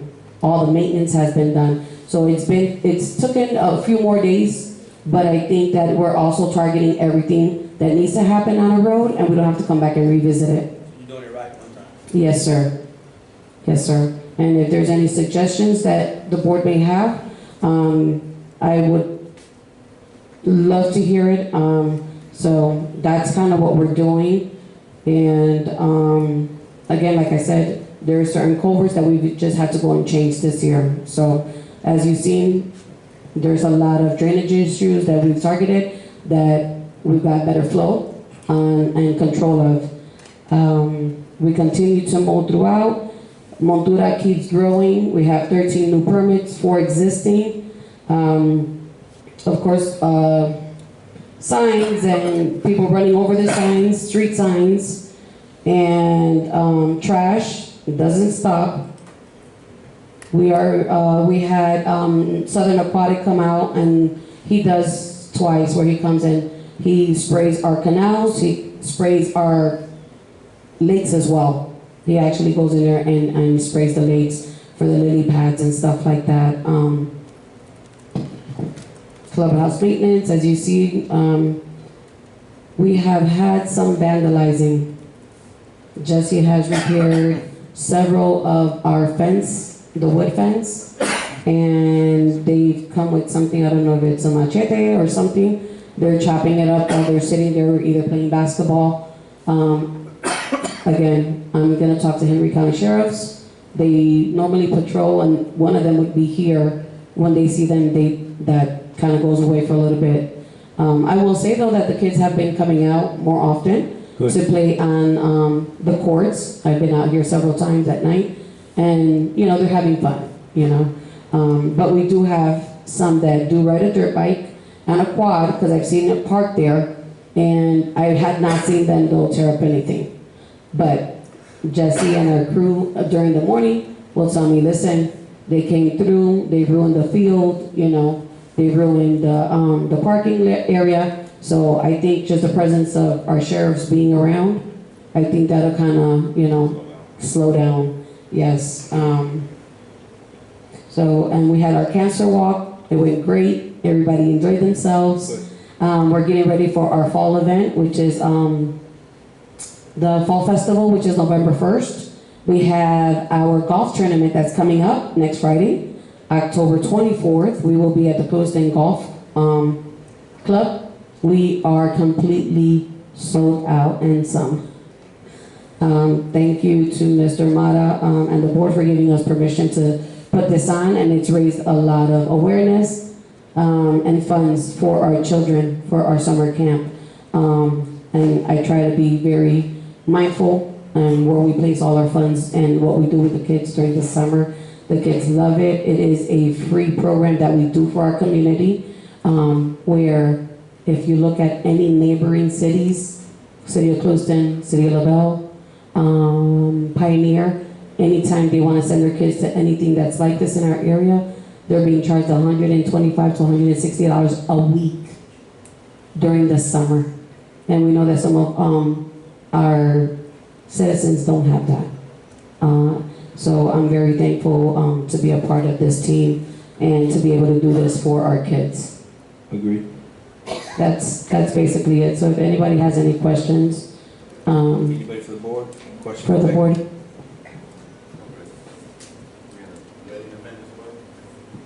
We have all different kind of events here. They rent the clubhouse. So if they rent it at night, they have to have security. No alcohol, no vaping, no cigarettes. So and we have showers and birthday parties and stuff like that. So we've had that here as well. Yes, sir. The only thing is, so I like the plan, going through the roads, cleaning the swells, everything. What I would like to see is come up with a yearly maintenance plan. Maybe we have one already, but just to kind of keep up, that way, 5 years from now, it's not a big lift on you guys, right? Just a yearly, and that, maybe that's something you may have to kind of come up with, maybe, what does the yearly maintenance plan do? Like, step one, step two, we're gonna do this, you know what I mean? Yeah, we've been playing catch up. Yeah, no, I get it, Yeah. I just don't wanna lose any of The momentum that's going through, the yes. gains that we've kind of gained with Mhm. everything that you're doing right now, so maybe like a plan for, I don't Yes. know what the best time is, maybe, Yeah. Maybe Mr. Mata here knows what's the best time to kind of, do like. During the dry season is where we target the most, the roads. Because during the wet season, it's just trying to keep up with the mowing of the grass. Yeah. So unless it's a road that's horrible, that we have to do something about it, and we will try our best. We won't put down material though, if we can just kind of shave it off for right now until it's dry season, because anything you put is gonna wash away. So, but that is, and I keep whatever road we've gone to visit to do this, as the minute that it's dry season, we go right back and we fix what we have to. Because, that's been there, it's been sitting there, so that's, yes. And even like with the culverts and the swells, anything like that, because I think if you go back every year, it may be just minimal touch-ups, if anything, what I mean? Well, so what our maintenance crew does do is that the ones that pick up trash, they will, if you see around the signs, it's kind of dried up and brown, they spray around the signs, they spray around the culverts at the canal banks, just to keep that up, So as they're doing that, they're doing the maintenance of whatever it is, they're spraying as well. The most important part, like I said, is just that with the culverts, it's the collapsed ones that we have to target because of our grant and also because of our maintenance plan, because that's what it is. But right after that, it's roads, so that's what we target the most. But I understand, I can get that too. Yeah, we can work on that. I just feel like we got there for a reason, whatever that reason is. Yeah, it's But it's moving forward. if we can kind of come up with something where we figure out a way to touch them up Mm-hmm. and, keep them up moving forward. Yes, sir. That's up for it. Becky, can you Elaborate to the board as well as our community members that live in Montura. We're in our fiscal budget 2025, 2026, because it started October 1st. What do we plan on doing? Which roads are being done in 2025, 2026 budget? Which roads? Okay, so, our asphalt roads, Correct. we're targeting Ventura Avenue from 833 to Hacienda. It's a mile. Okay. That's what we have, on our books of what we looked at the roads. We've done patchwork on Camino Real from Hacienda all the way up to Cabbage Palm. Seen that?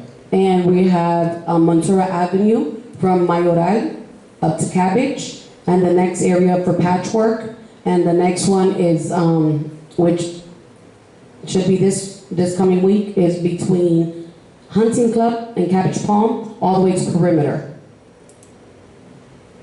On Cabbage Palm. Yes, on Cabbage Palm, where you see those big, the deep holes. And the reason I ask you this, and the members that are here, our community members that are here, is there's not an unlimited supply of funding, so this money has to be budgeted, and it goes pretty fast. As well as, I think we have about 280,000 for millings, to get millings, but those go fast as well. So we try to do what we can with our budget. So the plan from this board for the last few years is every year we do a mile or two of overlay, and we keep doing it until it's done, as well as buy millings until it's completely done, and then there we scale back, and hopefully our infrastructure is sound. A lot of people that are, if you're moving into Montura and you think every road is going to be paved, it's not going to happen. Not in a long time. And if it does happen, you're crying about taxes now, you're really going to be crying in the near future. So just want to let everybody know there's not an unlimited supply of money. We do what we can with what we have.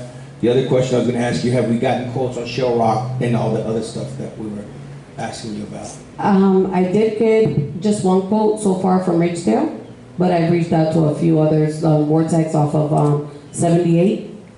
And what's his name? Morales was supposed to give me the information of the other query that's over here that he talked about. In regards to that, I wrote it down. I have it written down. I was just waiting for that information as well. He said it was over here off a Pioneer somewhere. Yeah, So it's behind that Dollar General. yes, he was going to give me the direct contact of that person that's there for that. So I'll bring that information. I'll send it by email. The minute I'll get it, I'll send it to you guys so you guys can review it instead of just waiting for this month, the monthly meeting. All right, please do. I sure will. Thank you. I have no more questions. Steve, not engineers. Attorney report. Attorney's report. Sure. So, in terms of completed items, Mr. Chair, you see we have an RFP out for legal services. My comment during the last meeting was that because we are sure that we're going to bid, right? So that is a process that should be handled by the district manager. In other words, publication, receipt of the bids, Gotcha. opening the bids, keep us out of it. Yep. I mean, right. So that's that piece. Ministerial farming, I haven't heard anything back on that. That letter is actually for John to review and forward. Okay. That's that completed items. In-work items, okay. This thing about the senior citizens discount, we came up during the last meeting.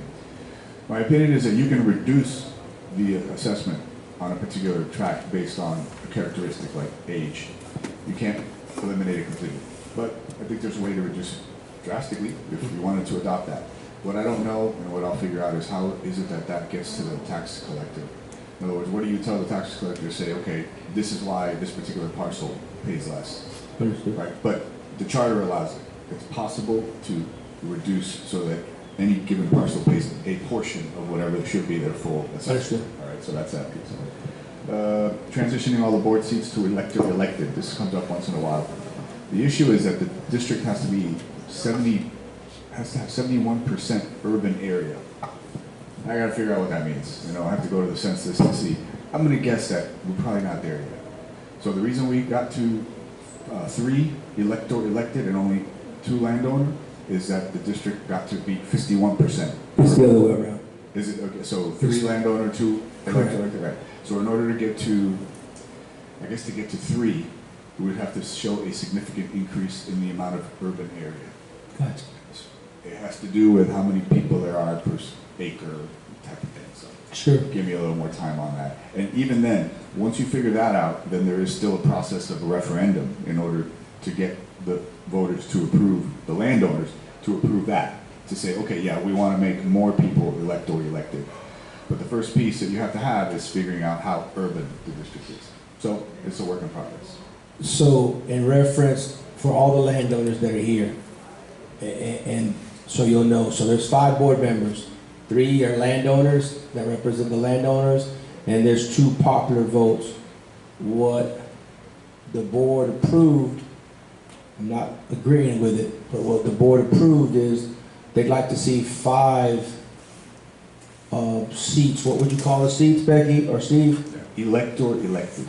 Elect or elected. So what that's saying for you landowners, and I'm a landowner, you don't really have to, you could be a renter and make decisions on what happens in Central County Water Control District, Montura Ranch.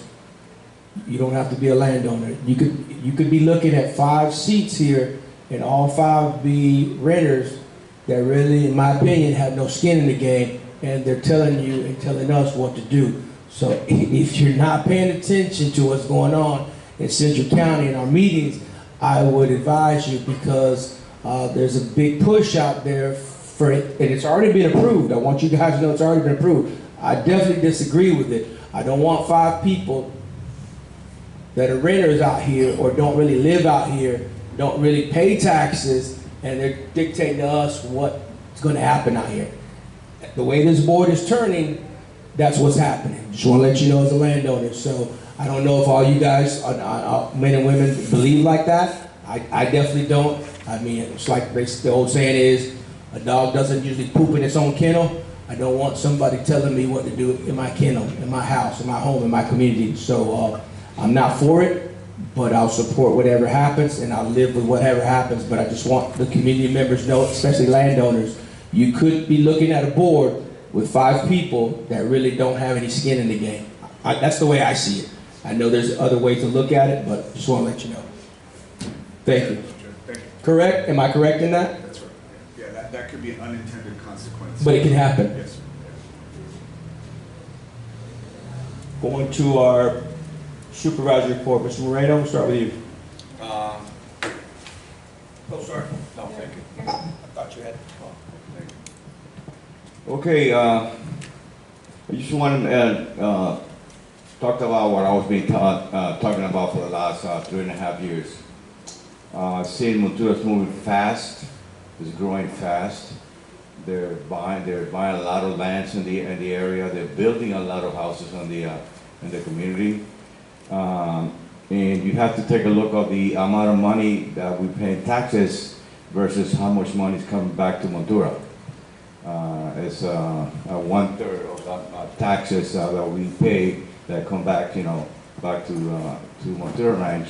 And like you heard all of us talking about, we take care of the basically the everything in the area. It's a minimum amount of work that the Henry County put up for this area, and I suggest to all the landowners on this present to read and ask and get familiar, what's going on Montura, because there's a lot of hearsay, but they don't come to the meetings, they don't participate, they don't hear from us, the one making basically the decision, based on 5 of us on the board. And I was looking around, I've been here for 4 years, going 5 now. If you look around a few of the new homes, when it comes down to appraisal, anywhere between $500 to $1 million a home built in this area, that means it's going to affect other taxes for everybody in the area in Montura. So that means we're going to be paying more taxes down the road, and coming back from Henry County back to the area, it's not fair. It's not enough to continue maintaining this area. I've always been saying we need to get out of 292, correct, Steve? 298. 298, which is going to take money and time. That doesn't happen overnight. In order to become a village, a town, so we need to be looking into that, which is going to affect all of us. okay, including myself, when it comes down to taxes. But if we continue this route, okay, it's hard, you know, to see how much money we pay in taxes and not getting any result back to the, for the area. So just keep that in mind, read, get involved, come to the meetings. I mean, I know it's hard for everybody, or not easy for everybody. We show up every month, I mean, to sit here in front of everybody and to only see maybe 5, 6, 7, 10, that's the most I've seen, except for next year when it comes to the election, you know, probably gonna show up about 50, 100, who knows how many are gonna show up for the election. So we need to get the community involved. Ask all of us, ask, Becky in the office, and don't just go by hearsay.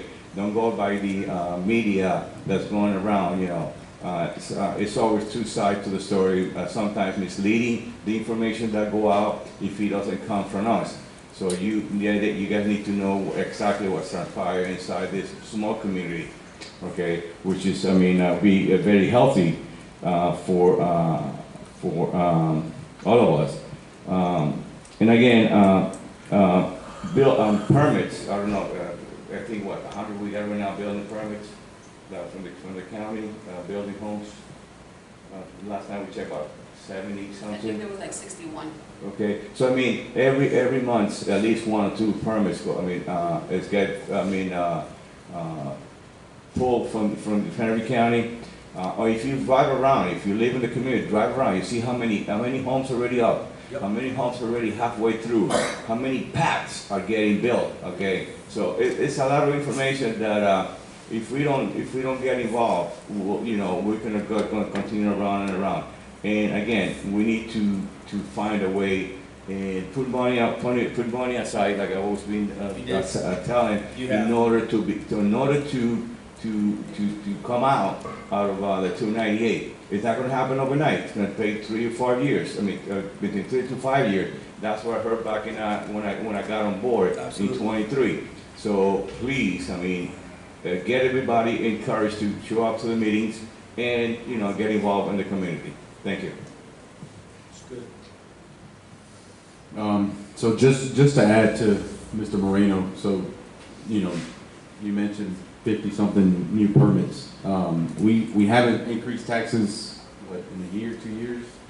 We kept it the same this year. So just think about that, right? 50, let's say 4 people per house, and that's, let's say 2 cars each house. That's how many more people are driving our roads, and we're still trying to maintain with the same money. Budget. Actually, less money because, Inflation. cost of living, Yep. inflation, materials go up, Fuel. everything's up. So, just kind of keep that in mind. And that's kind of where we're at with what Mr. Moreno's talking about. There's really only 2 options. And that's looking at, shifting to a different, authority. Is that what it's called? I guess a different authority, or, when do we stop, right? Is it either go broke or continue to increase taxes, and then we already can't afford the taxes, so just something to keep in mind as well. And I agree. I think we would like to see more people come out to the meetings. I think it helps. Even our board members. I think if we could get all 5 to participate on a regular basis. I prefer to have a discussion than to just run something and we don't discuss it, right? So just keep that in mind. We love to be questioned about something. I think Becky likes that, and everyone does. That's why we have the professionals here as well. So. Thank you. Good comments. So just to piggyback a little bit on what they're saying. So when I came on board 7 years ago and looked at the last time taxes were raised, it was like 17 or 18 years or plus that it was raised. So what happened when we came on is, if you notice, a lot more paving has been done, a lot more roads have been taken care of, a lot more millings, but it didn't happen with the budget that we had. We had to increase. So as I tell them, because everybody on this board, here's the other good thing, everybody on this board right now is a landowner and they're paying taxes. So when we have to increase taxes, we're taxing ourselves as well, right? So, but again, I'm of the opinion as long as I see my tax dollars working, I can be okay with it. I can be okay with it. Moreno and Mr. Cortez are absolutely correct. At the rate we're going, we're gonna out-tax ourselves. And if you look at the bill, if you look at the taxing bill, a lot of it, as people think, oh, I paid $6,000 in taxes. Well, that $6,000 does not come here. You have to break it down and really see what stays in our community. That's just the way this charter was set up. It was set up a long time ago, and it was probably made for that a long time ago. But 2025, with these beautiful homes that are coming in, all this stuff is coming in. A lot of this money is going to, I mean, we'll say it like it is, no fault of theirs. A lot of this money is going to Henry County, and they have a lot of work to do as well. That we're Henry County that we live in is not the richest county in Florida, but we do the best that we can. We fight together, we stick together, we eat together, we make things happen. We love being where we're at in agriculture and in this community that we live in. So we're going to have to get creative. As he said, I'd love for our other board members to be here. So again, so we can have some good discussions, some good ideas, some good brainstorming to happen. So think about it. And also, I do listen to some of, I get emails and I get texts and I get calls and I hear some creative ideas of some things that we could do. And I'm like, hey, you know what, that makes sense. So again, your board members do listen. Your board members are available. We are here. We live here. We raise our kids here. My grandson has his property. He's going to live here as well. Everything that we have, we're going to turn it over to him, of course. So we're vested in this community. We want the best. Nobody's trying to make Montura bad. I'm excited about the growth, and I'm kind of nervous about the growth at the same time, because I don't see the amenities coming as fast as all the people that are coming in. So for instance, places to buy clothes, places to do this, you know, those type of necessities, everybody has to go a few miles. Jobs, creating jobs. So I look forward to how the community can make this thing happen so we can build this thing up right. Even though we have a little, we make a little stretch a lot. And just so you'll know, so you can hear it from the horse's mouth, next week we're hosting a golf tournament. This is our 5th year, and I believe this is the 5th year with the most amount of money we've raised, correct? Yes, sir. With the most amount of money that we raised, not using Central County's budget. This is all sponsorship money that some of us have busted our butts to go out there. So just, you're hearing it from the horse's mouth. Nobody's using a dollar of Central County's money. This is money that sponsors people that believe in what we're doing, the vision, the mission, and what we're doing here in Montura. So what I try to say is there's so much to do. If we could focus not on tearing down one another, but helping out the cause and helping a child. So I look, instead of arguing with people, I'm doing my part. I'm going to do my part to help the young people. So we've raised quite a bit of money this 5th year. And if that one young man becomes president or a young lady becomes head of state or whatever, we had something to do with it. I'm proud for that. So I want to be a stepping stone and to boost people up. So that's all I have. I thank you for coming out. I appreciate you coming out. I know it took some time. Yep. On the taxes, so Yep. Hendry County gets a portion. Please. So you can explain it to them, brother. So on the taxes, Hendry County gets a portion, school board gets a portion. Yep. They get the most money. Yeah. Fire. The hospital gets money. Yep. We take in about $30 million. That pays for the sheriff, EMS. EMS is about $6 million. It's paid out of ad valorem tax. Sure. The sheriff's budget this year is $23 million. So some of that money comes back from the state. Sure. But, you know, a big portion is public safety. This year we've really got tight. So And we had a y'all, lot of expanding to do. and y'all rolled it back as well, right? You didn't raise taxes? We didn't roll back, we had a slight Slight. increase. But that was due to 5 positions at the sheriff's department. Okay, We're trying to implement a new deal at Pioneer Fire Station. It's one of the highest call volumes. So we're putting 2 full-time dual certified people. We're trying it there this year. Next year, we're going to try to do it in Montura good. if it works. But we're trying to do it small so that we can expand and make it better for everybody in the community. But we do have an ambulance in Montura during the day, which the facility won't hold 24 hours. So that's a plan in the future. You made a, you said for fire is 6 million for our county? No, for What? EMS. EMS. Ambulance service. The ambulance service is $6 million for our county? Yes. Okay, just so our community is aware in Ventura,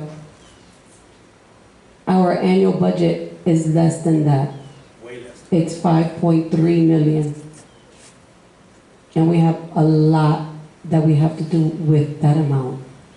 That's all I wanted to point out.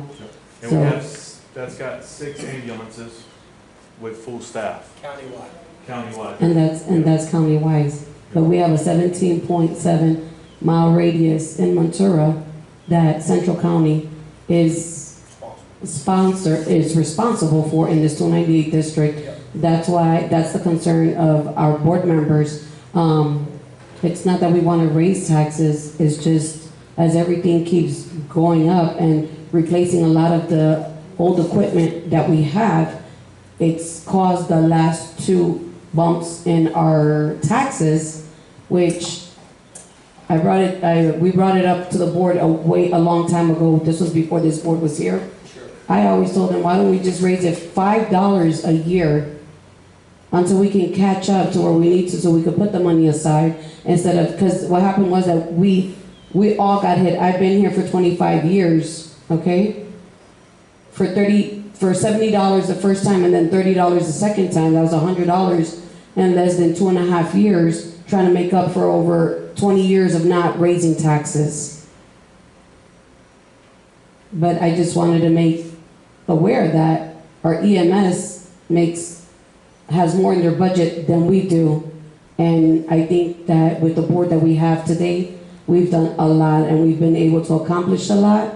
And thank you, Commissioner Atkinson, for always, since you've been on board, you've been helping and kind of hearing all of us and what we're needing help with. Yeah, and that's, Hendry County's spread out. Absolutely. We got Montura, big population. Tons of roads.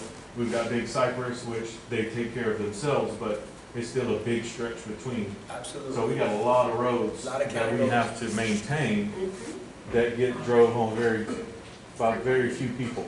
Sure. So, but it's still a cost. And you still have to get people from point A to point B safely. So it's just like every development that comes into Hendry County. So, Sand Miner housing community, there's an impact.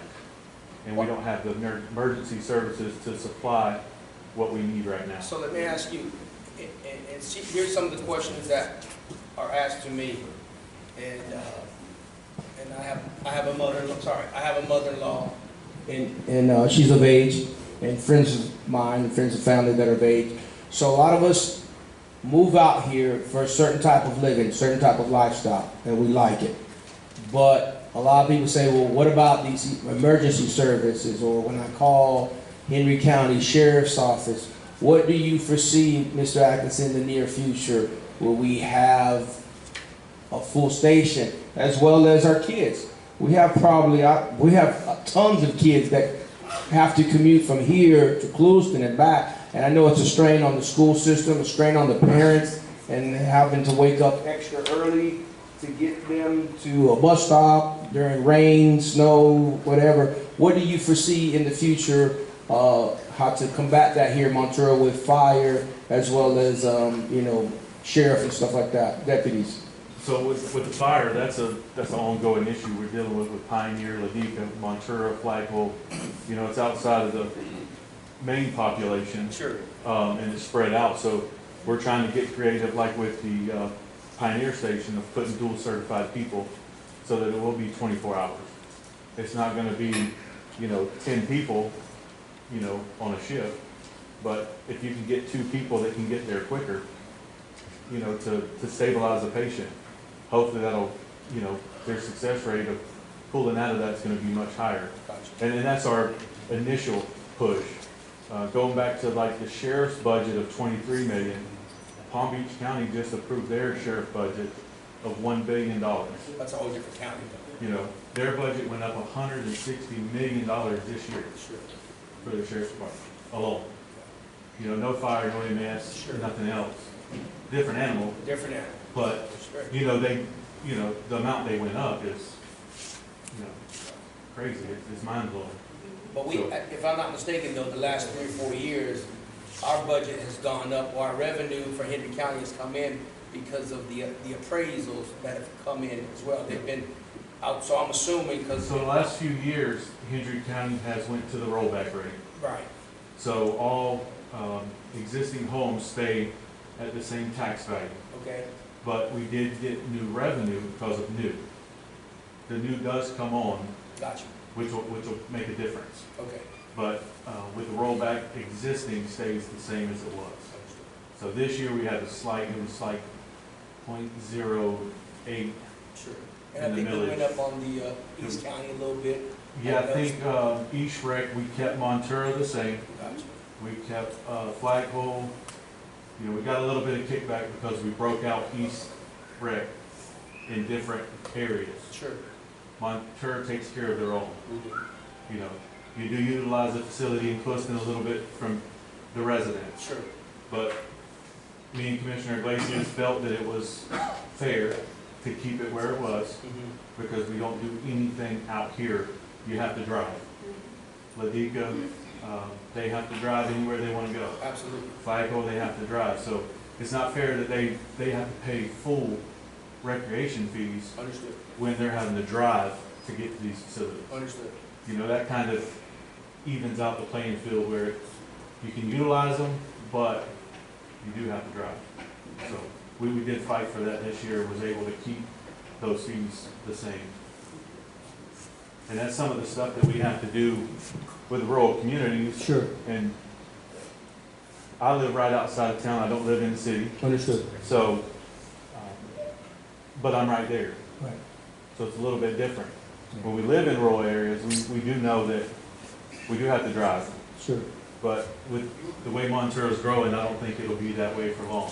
I see the same thing. But it's up to the county and Central County to collaborate together to make sure that infrastructure is in place. And like with the fire department, if there's anything we can do, 298s can get different money than the county can get. Sure. We can collaborate together. We can make that, bridge that gap to, Understood. get a brand new facility. Yeah. Because we got a grant now, but it's not enough to put it in what needs to be done. Right. So as you can see, community, we have a county commissioner here. He tries to attend as much as possible. You have access to him just like we do. So again, I thank you for coming out once again, Mr. With all that being said, meeting is adjourned. Thank you for coming out. Hey, Oh, go ahead. well, I think my question was, and I might be a little confused, does Montura receive impact fees from new housing? I know this county. County. All of the impact fees. Good the question. Impact fees were just done. They were just put in place. They come into effect February 11th. That's correct. So there's road money, and it's broke out. There's I think 4 zones in the county. So if it's in Montura, it might be like Montura, Pioneer, Ladica, and Cliston. So if a new house is built in Montura at $1 million value and you assess an impact fee, does Montura receive a portion of that impact fee back? So No. the impact fee is it's $6,700. It Yep. doesn't matter if the home's $50,000 or if it's $500,000. Correct. The impact fees are kind of worthless, So in my opinion. what he's trying to ask, so just to help answer a little bit, because of our charter and our 298, that money cannot come into Montura, Central County. But it can, if I'm not mistaken, it can go along 833, Pinecone, certain things, but it can't be used for the roads in Montura or. And on the road portion of the impact fee, an impact to me is you building a new home on this road, so we're gonna resurface it. Right. You can't use that money for that. You can do a turning lane, you can do a roundabout, you can do something that you have to add to, but you can't replace what's there. Completely ridiculous. But it So doesn't. these houses impact in the road, so you should be able to overlay. Right. So when you have more houses here, that's more. But we don't see that money. But it's not coming here though. That's Right, correct. I think that was the next question I was gonna say. So if you have 10 more residents, like if you have 10 more houses being built this year, you should, hypothetically, you would have 10 more tax money coming in. So 10 more units. that's what I'm saying. Our system, this 298 chapter was designed when Montura was. Montura starting out. So just like Lehigh Acres. Lehigh Acres started as a water control district, was drainage, and now it was incorporated, blah, blah, blah. They moved different levels, but as what they're saying. So for when I built my house out here, I had to pay impact fees, but it didn't come and stay here. It went. Yeah, moving on from the impact fee, I'm just talking about the fees in general, like the property taxes and the assessments on that. If you have a new home built next to it, and the existing home pays whatever it pays this year. You build a new home to it next year, those people are going to be impacted in the community, but they're also going to be an increase in taxes coming into the community. So if you have 10 more people moving into the community, yes, there's more maintenance on the roadways, but there's also 10 more. No. They're not paying taxes? No, they are paying taxes to Henry County. They don't have to pay central. But they don't put it, our assessment is our assessment. Per acre. It's per acre. Right. Every new acre that a house is. There's no new built. acres. There's no new Still the acres. same amount of acres. Nobody lives on it. Oh, so it's just. It's the same. Flat It's a acreage. flat. It's better if you didn't build. We could do more if there was no houses and nothing but open land. So what you're saying, like a vacant piece of property is It's still the same It's still the same. There's one with a house on it. Yes. Absolutely. But who's, There's a property owner somewhere. Someone owns the property. Every property in Montura has a landowner. Either it be Henry County or whatever. But it's as in reference to the water control district, the 298 is whether it's vacant or has a $10 million home, the revenue coming to us is the same. But a lot of people think that way, and I used to think that way because it makes sense, right? But no, it's not that way. That's why I tell people, please understand your. It's not saying that it's wrong. I'm just telling you how it is. It's not how we think it should be. Is there a way to incorporate an impact fee into the Central County Charter for any new homes moving No. forward? I doubt it. So what Mr. Moreno is saying is his idea, and I think most of the board agrees, is to put a little bit of this money away, whether it be here going forward, an extra $10 per land per acre, and because you have to get, you have to get to legislation. It has to go up and down to Tallahassee, this, that, and the other, to get away from this charter. And here's the other thing, and he's right here, and I love him to death. Do you really think Henry County wants to let go of this? Right. Well, it won't really make a difference to Hendry County if Sure. it's a city or not, because taxes are, across the board. And if you look at what the legislature's trying to do now with property taxes, is a tax shift, not a tax elimination. Correct. So a lot of people have to pay attention to that. Yes. One bill was filed this week, and they want to do away with property taxes for the county and cities and special districts. Yes. And you cannot lower the emergency services fees. Ad valorem is what pays for emergency services, so Yeah. where's the 30 million gonna come from? Right. To replace that money to pay for those services? So this is a governor deal. Yes, sir. That he's to the point that he doesn't care what happens to the communities, as long as he gets what he wants. Right. It's gonna be a bad deal if they get it on the ballot, because they're gonna put out what information they want. It sounds good, right? It sounds It good. sounds good. I don't wanna It- pay taxes either. It sounds good, but in all actuality, if we didn't pay these taxes, How are we gonna get these services? So the other thing is, Agree? it takes 13 cents to make up ad valorem tax in Beecher County. So you can go from 7.5 cents to 20.5 cents to make up the difference. Yeah. Now that's when you go buy groceries, everything you buy, new clothes, new shoes, you're paying 20 cents instead of 7 cents, Yeah. 7.5 cents. So now the state's talking about across the board. Miami-Dade has how many people? Crazy. They're not gonna let you do 3% across the board, and then they take half of that money and say, well, Hendry County's physically constrained, we're gonna give them money. Oh, Glades County is physically constrained, we're gonna give them money. Right. You're gonna have Miami, Broward, Palm Beach, Hillsborough, Orange, Jacksonville, so you're gonna have 6 counties that has the population that's gonna say, that's not happening. So, our tax system's broke from the bottom up, Sure. but the way they're trying to do it's not gonna fix it. Right. I think it's gonna hurt us worse than anything. Yeah. And the state's gonna take control from you and me and give it to them in Tallahassee, where whenever you want something done, you gotta go to Tallahassee to get it done. Sure.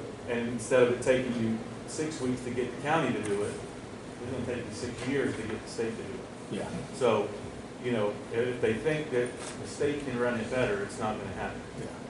You know? So that's what I'm saying, we have a lot of good challenges here in Montreux. Just in Montreux, we have a lot of good challenges, just as well as Henry County, and we'll figure it out. And the other thing, We'll the figure it last out. thing on the impact fee, I think $4,200 of the $6,700 goes to the school. So, and the county voted on that, got kicked in the gut for the high impact fee. Sure. You know, the school board gets the money and none of the constituents get to beat up on them. Which we gotta have the school, so. Sure. But, you know, there's gotta be buy-in from everybody. Yes. We all gotta work together. Yeah. Right, wrong, you know, like it, don't like it, we gotta Sure. work together and have difficult conversations. And I think those are difficult conversations and reason together have to get done. They have to get done for the benefit of the community. But that's why it's always good, as our board was saying, is come to these meetings, because I know you guys probably have different views than we do. That's fine, because there's always ways to look at it, and maybe there's some ideas that, you know, we can figure out, because again, we live here.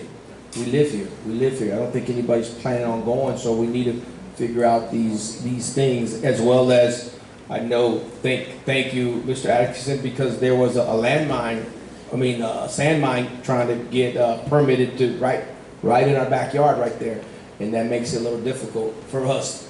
You know, it's already dangerous. At 833 is pretty nasty from the citrus plant to 80. It's already dangerous to travel that road.